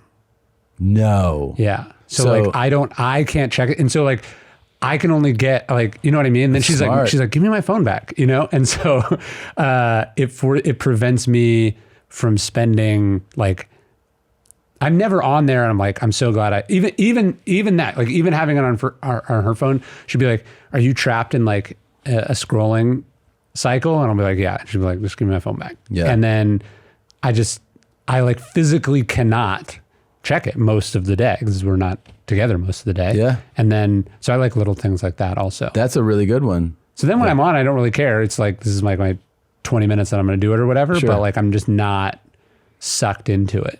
Yeah. There's those, that can be a real rabbit hole. And then you can get into the triangle of them, you know, you're like Instagram, and then you're like, oh, YouTube, and you watch, and YouTube, you can just lose yourself in video. And especially with the shorts on YouTube. Yeah. So like they figured that out. I only have YouTube Kids on my phone, which is only garbage, you know, for them, you know? Yeah. But yeah, it's, I try like, it's like self-control is one thing, but also you could just have self-control that doesn't put yourself in situations where self-control is required. Mm-hmm. Like if you physically cannot access it, you're going to be more disciplined. Yeah. So I think about that. Yeah. It's like if you don't go to the bar or the club, you're not going to have any of the issues that come up there. Yeah. Like when the pandemic happened and like you couldn't do stuff, like I was much better at saying no. Sure. You know, because I couldn't. Oh, God, you know, I'm like, fuck, I'd like that. I don't want to die, so I can't go. Right. Yeah. Yeah. Or just like people weren't asking you to do stuff. No. So you're like, you're like, look how disciplined I am about my routine and my structure. I'm working all the time. And you're like, oh yeah, I had time because I couldn't go do random bullshit. One other thing. So you kind of motivated me in a way with this too, just by following your goddamn Instagram accounts. Is that you kind of got me excited about reading. Where like I felt like there was a time in my life where I was reading a decent, I mean, I wasn't ever like a hardcore reader, but the enthusiasm you have for reading is, I mean, obviously I know you have a bookstore. I brought you some books from my bookstore. Oh, you did? Yeah. You want them? Yes. Can I tell you, I want to know if you brought this. Yeah. Just from reading the post a few days ago, I really want to read that Tiger book. Oh, that book is very good. I didn't bring it because I actually kind of assumed you were. That is like one of the greatest. I have a book like that I think you like, but that is one of the greatest nonfiction books. Leave this stuff up for a second. So were you all, obviously, I mean, it's clear that you consume information and you're a great writer. Do you always, from when you're, let's say 19 and you're asking Drew about what to read, are you a heavy reader all this time? I was like, from like a kid, I was a heavy reader, but like to my parents, it's not no fault of my parents, but like, I just didn't know what good books were. Yeah. So I would just read anything. Yeah. And I don't mean that in a snooty sense. I just mean like, I just thought all books were like, you know, Clive Cussler novels or something. Yeah. You know, like I just thought they were all like Costco dad books. Like that was like the height that I got. The idea that there's like literature or, you know, great nonfiction books. That didn't happen till later. But yeah, I just love reading. Yeah. Here, you want to see what I got? Yeah, let's see what you wrote. All right, this is a kid's one. Do you know Steve Rinella? He's the hunter. Yeah. He's on Rogan a bunch of times. Yes. That's like one of the best parenting books I've read in a really long time. Really? It's about like, it's outdoor kids in an inside world. Like how do you raise kids that are self-sufficient and do stuff and aren't, he's like, you want to raise a kid that doesn't say ew a lot. You know what I mean? Like they're not grossed out by things in the world. Do you know what my kids ask for every night? What? Will you tell us a poop story? There you go. And I'm like, what? Where does that come from? Why are they like, obsessed with tell that? us like a story where you had diarrhea. And I'm like, okay. And then I tell him a story, and I am killing, like I am doing one of the best bits of my life. And I was like, and I had so much diarrhea, it made me, felt sick smelling it. And then they're like, oh man, they're like, God. And he like has trouble breathing. He's like, that's the funniest shit I've ever heard in my life. I'm like, all right, go to bed, guys. I took another, I was thinking of you the other day because I saw this video from you a long time ago where you talked about how you taught your kids the wrong curse words. Like you told them that these were like words they could not say. Yeah. And so we did that. Like they know all the actual curse words also, unfortunately. Sure. Yeah. But like 2 days ago, my son like dropped something and he goes, fiddlesticks, you know? And it was like so great. Well, our kids, I mean, at home, all the time, I'm like, hey man, you gotta stop. You can't talk like that. But I saw one of the teachers and I was like, how's language? And they're like, language? I'm like, does he curse? And they're like, never. I'm like, never curse? They learn the rules. So like they figured out like this, because at home I'm like, I don't throw I'm just like, I don't want you saying that. And they're like, all right. And then they're like, God damn it. I'm like, hey man, like stop saying that, you know? We try to say there's actually no such thing as bad words. Yeah. There's just some contexts where people don't like it if you say certain words. Yeah. Some context. Yeah. You know? Yeah. Sure. All right, this is The Sun. This is, I think, the best novel about Texas that I've read in a long time. It's also an AMC series, but this guy lives in Austin. Really? It's very good. Part of it's based in Bastrop, where my bookstore is, but really good book. Let's see what else I got. Oh, this is a leather edition of Meditations. Oh, this is the translation that I got when Dr. Drew introduced me, which I bought the rights for and then published. Really? Yeah. So I think I like that one. That's very cool. Let me see what else I got. Have you read the Rick Rubin book, the creativity one? I just got it. It was given to me as a gift. All right, you can give that one away. That one's I'll throw really it in the trash. All right. Please. This one's really good. This is Admiral Stavridis. He's former naval, or the head of NATO. And it's like stories of people who like took huge, risky, big decisions, like life or death decisions that hung on everything. That one's really good. And that's the last one I got. Is there? Oh. This is my next one. This is the Daily Dad. Oh, shit. That doesn't come out till May. Advanced copy, bitch. And then this one is for your wife. Okay. Which is a cool book on like women writers and artists. Ugh. I thought it was really good. No, I'm just kidding. That's awesome. Thank you very much. Of course. For that. I brought you. These are the ones I picked out for you that I thought I should have. I saw the tiger on the shelf and I was like, he would probably like this one. But then I thought maybe you'd already. I just remember honestly just like seeing that post and being like, oh, I want to read that. It's really good. Because you glowed about it in the post. You know? Yeah, it's this guy in Russia whose job it is to put down like basically like man-eating tigers. Like this tiger, something happens with the tiger. It starts killing hunters. And this guy's tracking this. And tigers will kill for sport. That's the thing that people don't. They will. Not that all will, but they are natural predators that will. They like to hunt, right? Yes. Like lions, they almost always kill because they're hungry. A tiger doesn't have to be hungry to kill. When also like a tiger's paw is like the size of a basketball. Like you'd be like a tiger's paw. What is it, like this big? And it's like no, it's like this big. Yeah, dude. Hey, speaking of lions, have you seen that Val Kilmer movie, The Ghost in the Darkness? Yeah, and there's a book on that too. I loved that movie. Yeah. It was so fun, and that was one of the big things about that is even amongst like people and like animal experts is that it felt to them like one of the rare occurrences that these lions were actually killing for sport. That it was rare that they would just want to kill. If you've ever been to the Field Museum in Chicago, where you can see the lion. See the lions. Yeah. It has they have like fucked up teeth. Yeah, and like it was something where I think oftentimes, well, two things, but they had fucked up teeth, and so like it was just easier to kill humans than like its actual prey. So it was like the human. Usually they stayed clear of the humans, but this was like it was somehow easier. They killed a bunch of people. Like they found like a cave full of human bones, which is fucking nuts. And then also there's a book. Who is it? Mary. What is that? Sorry. There's a new book called Fuzz, and it's all about human-animal interactions, and like it's called like Fuzz When Animals Break the Law, and it's all about like people whose job it is like in Lake Tahoe, like the people whose job it is to like catch the bears that like continually break into people's houses, or like in India, there's like this certain kind of monkey that's out of control. Oh, Mary Roach. That book's really good also. And you've talked about, I've seen you write before about not just, I don't want to say mindlessly reading, but like active reading, right? Where like take notes or highlight things. I like fold pages and take notes. And then that's what I learned from Robert is this process of then like transferring it to index cards, and then the index cards become the material in the books that I write usually. So I'm always reading with some eye towards material also. Oh, really? Yeah. But like when you read something that is like, has, you know, I don't know, like the Sun, like. I took a bunch of notes. I took a bunch of notes from when I was reading The Sun. And then I found, because I was just going through the other day, I do this email every day called Daily Stoic and then one called Daily Dad. And like I found 2 passages in that book that I was like, oh, I could use this to write something for Daily Dad. So I'm just always finding Daily Dad's stuff. about parenting though? Yeah. It's like one parenting message every day. So I should sign up for this. There's also an Instagram. Oh shit. Here, I've got you. That's the best book I ever read. Oh, of course. I have heard of this. It's fucking unbelievable. You'll probably need a number of index cards. Yeah, I'll fold all of it.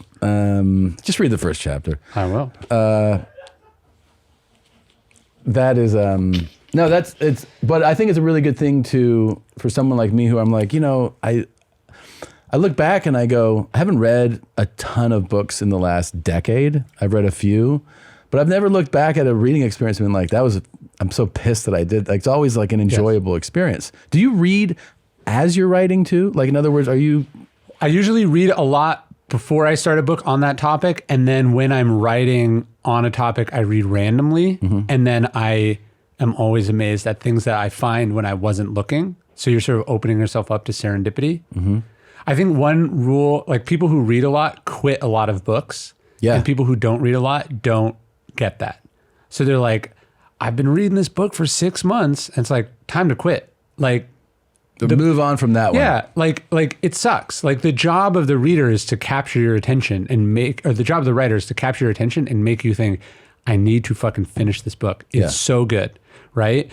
And if they haven't done that, there's actually this Stoic joke where Epictetus hears this students talking about having read, they were bragging about having read this obscure Stoic writer named Chrysippus, who's really boring and long-winded. And he goes, you know, if Chrysippus was a better writer, you would have less to be proud of. And so like, to me, if you're like, oh, that book was really hard, like, it's because the writer did a bad job. It's not because you're dumb. Yeah. Like the writer did a bad job. That's a good thing to tell people. Yes. Yeah. It's like, find a new book. Yes. Yeah. Like I wouldn't be like, I gutted my way through so-and-so's new special. Yeah. No, right? of course. Like no, the job is to make you not do that. That's 100, because like same thing with movies or TV shows. If you're like, I want to turn this thing off, you want to watch another movie. And you're not wrong. It sucks for you. Have you watched Slow Horses? No. Fuck. Is it good? It's so good. Okay. It's Apple Plus. Gary Oldman's is the lead in it. What is it about?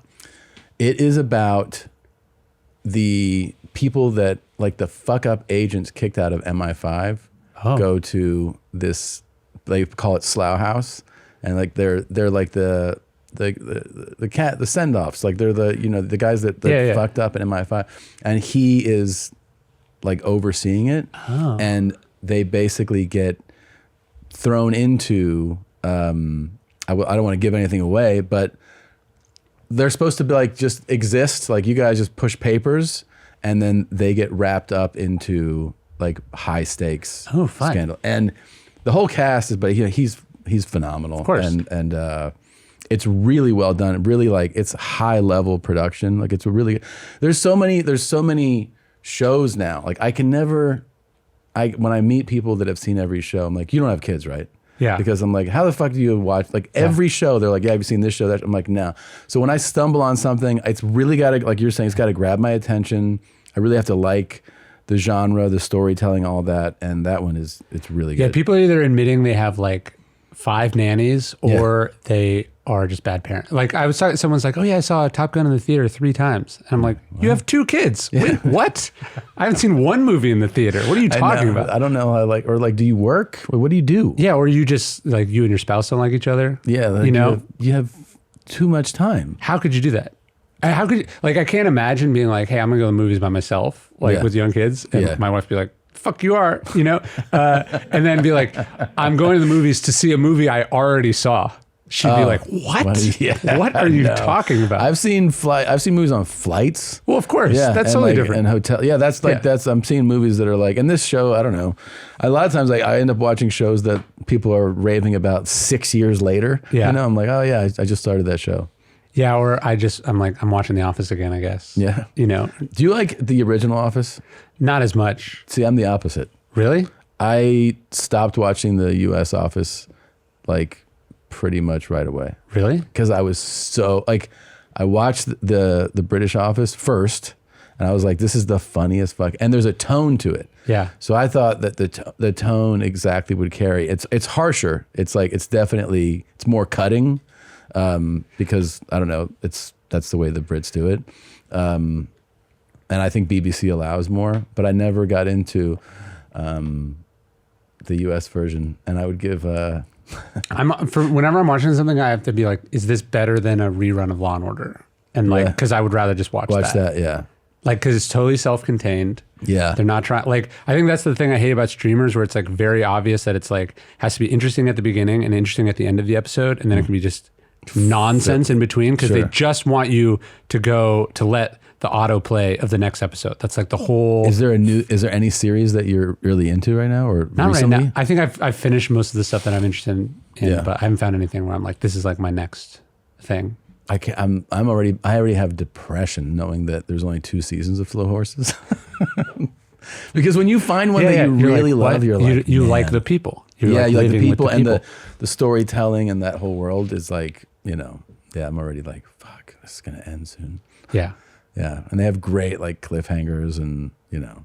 And who does it? Is it like is it Netflix, where you know it's only going to go like 3 seasons? It's Apple Plus. They have done 2 seasons, but they're current. Like the show started in 22, so they might be. I don't know if they're shooting a 3rd season. Let's see. Does it say? It says renewed for a season. Is it 3? That right there. Hit the one on the left. That one. Yeah.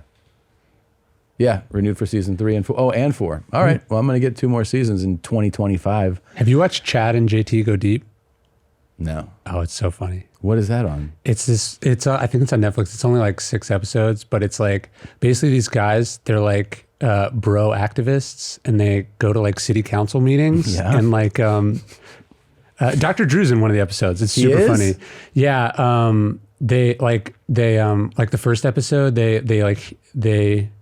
they hear that like sunning your butthole is good for your health. And so they go to like the Orange County City Council to ask for a public park where this could be done.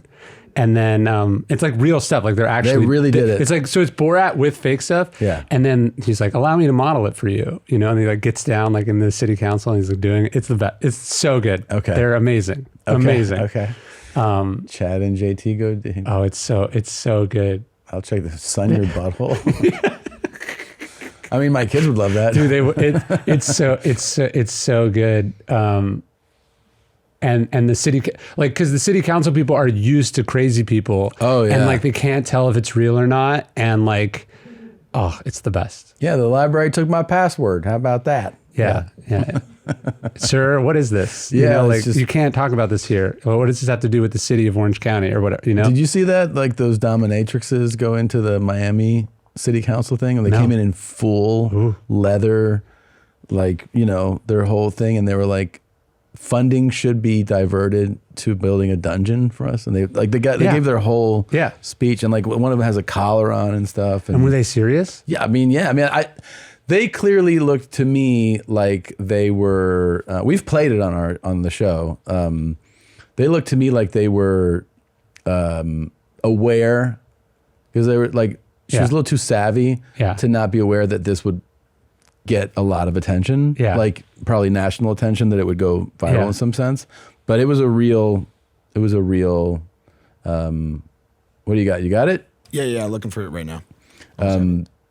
They just walked in, and I think there was 3 of them too. So it was definitely coordinated, the way that they walked up, and city council had to, Oh. Good evening, council peoples. You may call me mistress. I am here standing neutral to the motion approving an agreement for the proprietary purchase of yard waste processing and disposal.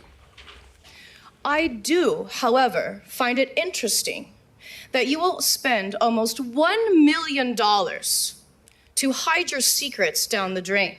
Hiding that condom I know you used to cheat on your spouse with. So, I propose that you use a quarter of that mill to support doms and subs in Broward County. Broward County. To build a dungeon. Just north of Dade County. Florida. Yeah. Created for us by us, the taxpayers and voting citizens.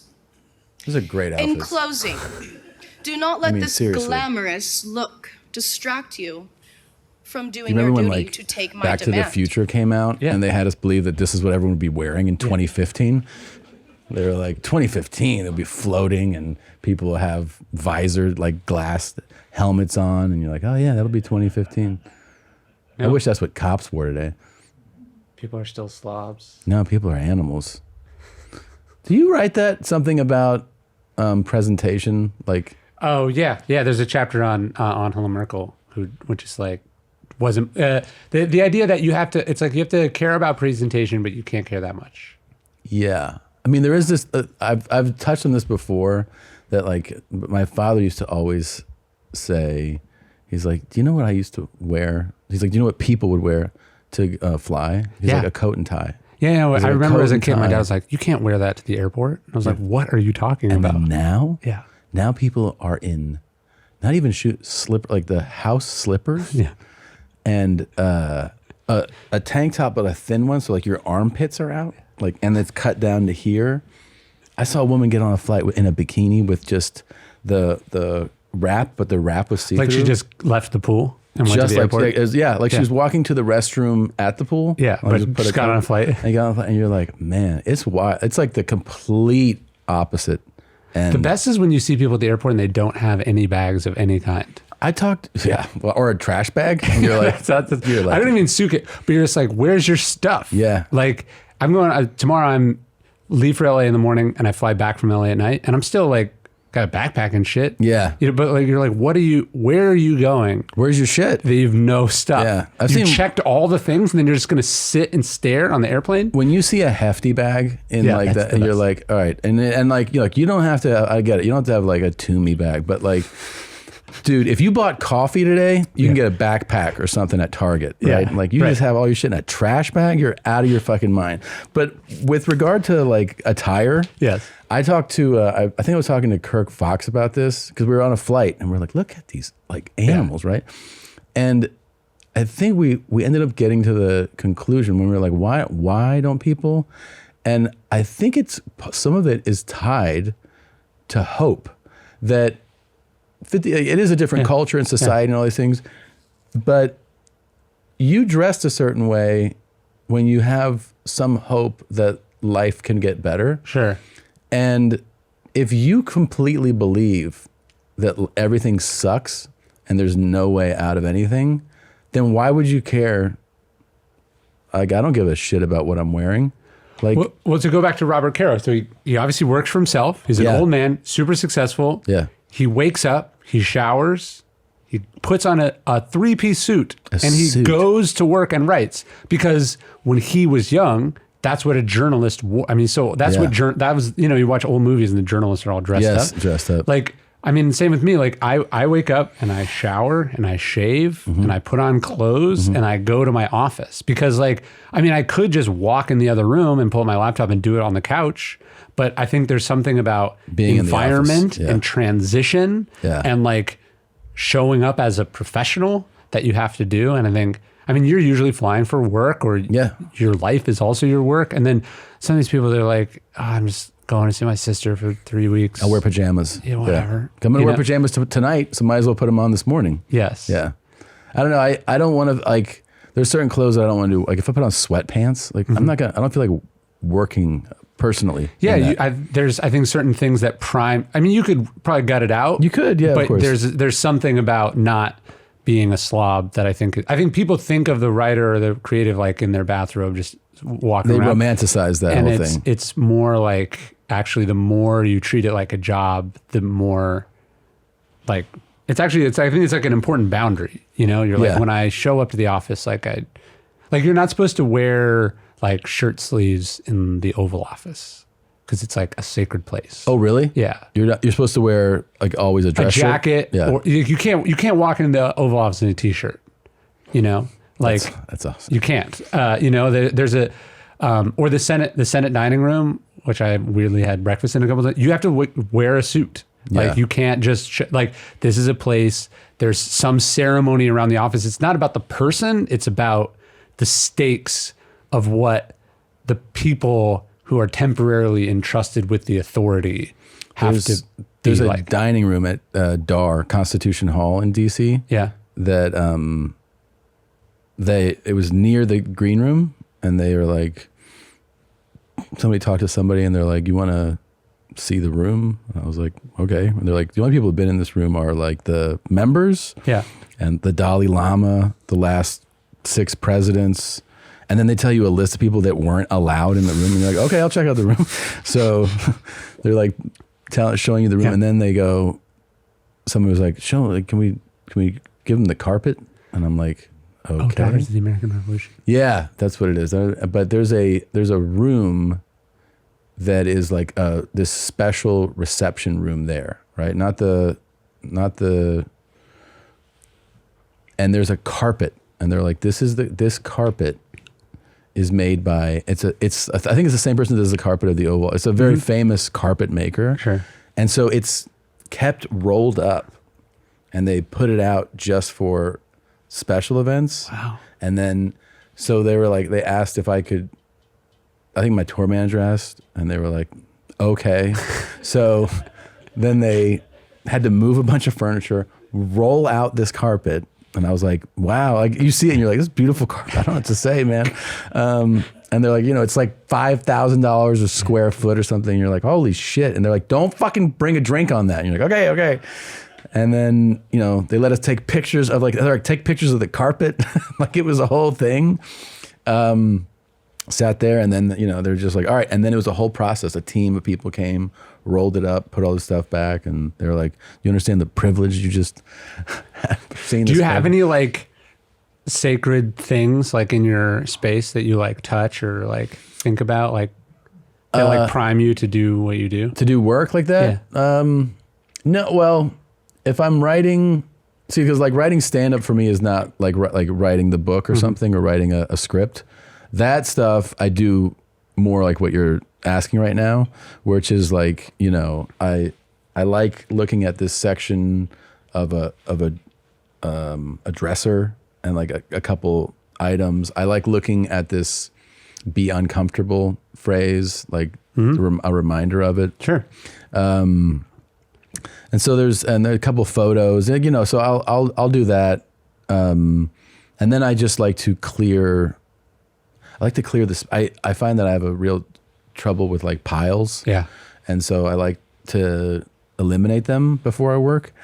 And then for stand-up, because stand-up is more like, you're kind of in a zone and you go, oh.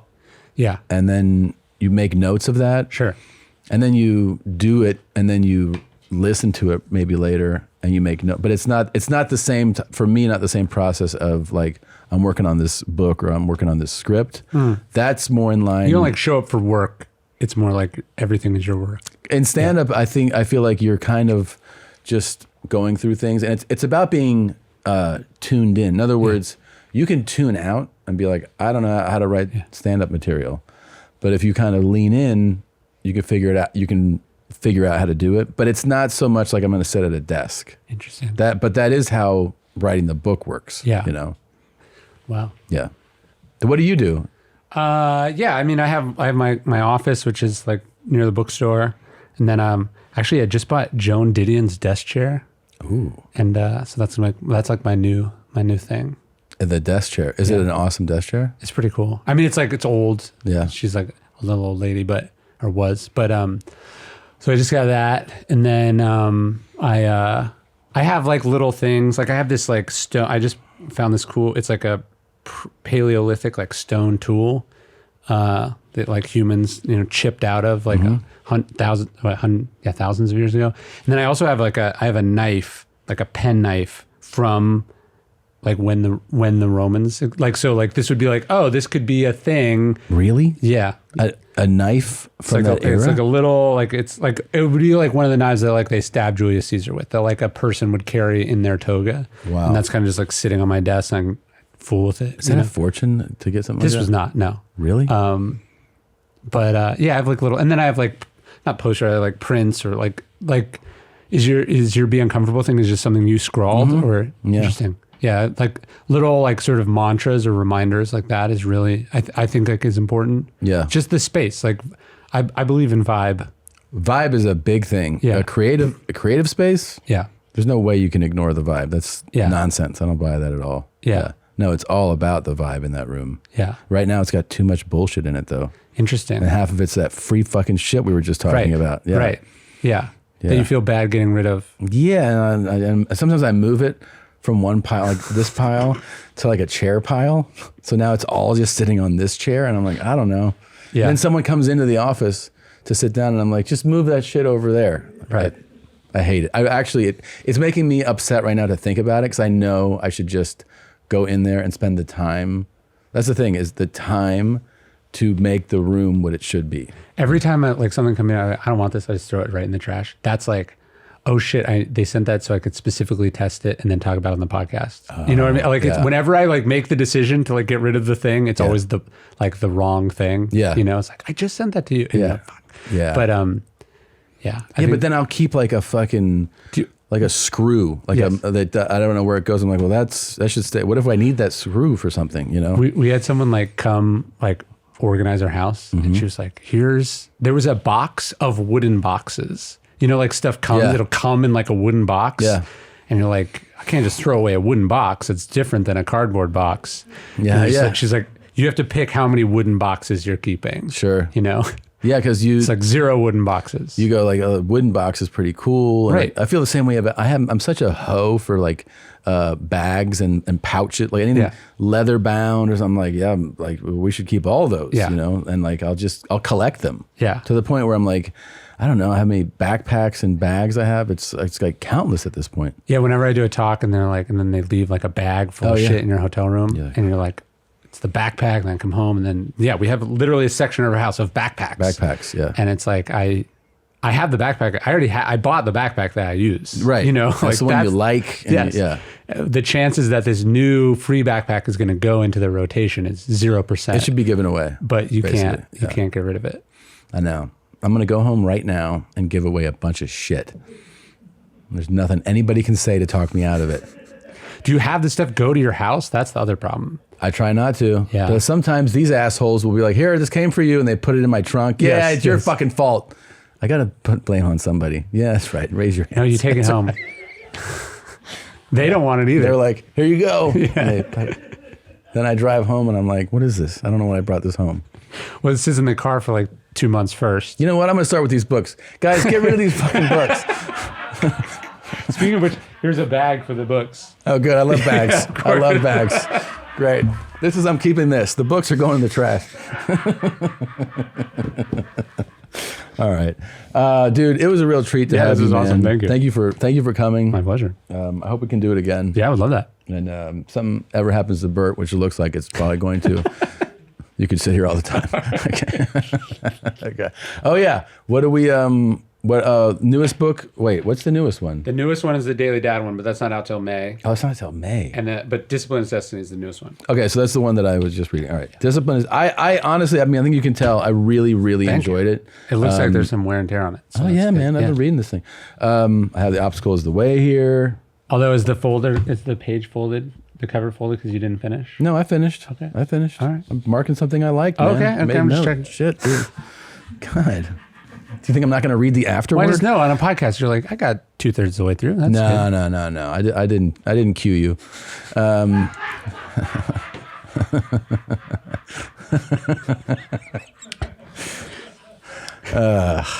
right. Well, we'll do it again. And I recommend the book. I really highly recommend it. Discipline is Destiny. Ryan Holiday, The Daily Stoic. Thank you very much, buddy. Thanks for having me. Bert and Tom, Tom and Bert. One goes goes topless while the other wears a shirt. Tom tells stories and Bert's the machine. There's not a chance in hell that they'll keep it clean. Here's what we call two bears, one cave. No scripts, a bit of booze, amateur partology, dirty jokes, raunchy humor, no apologies. Here's what we call two bears, one cave.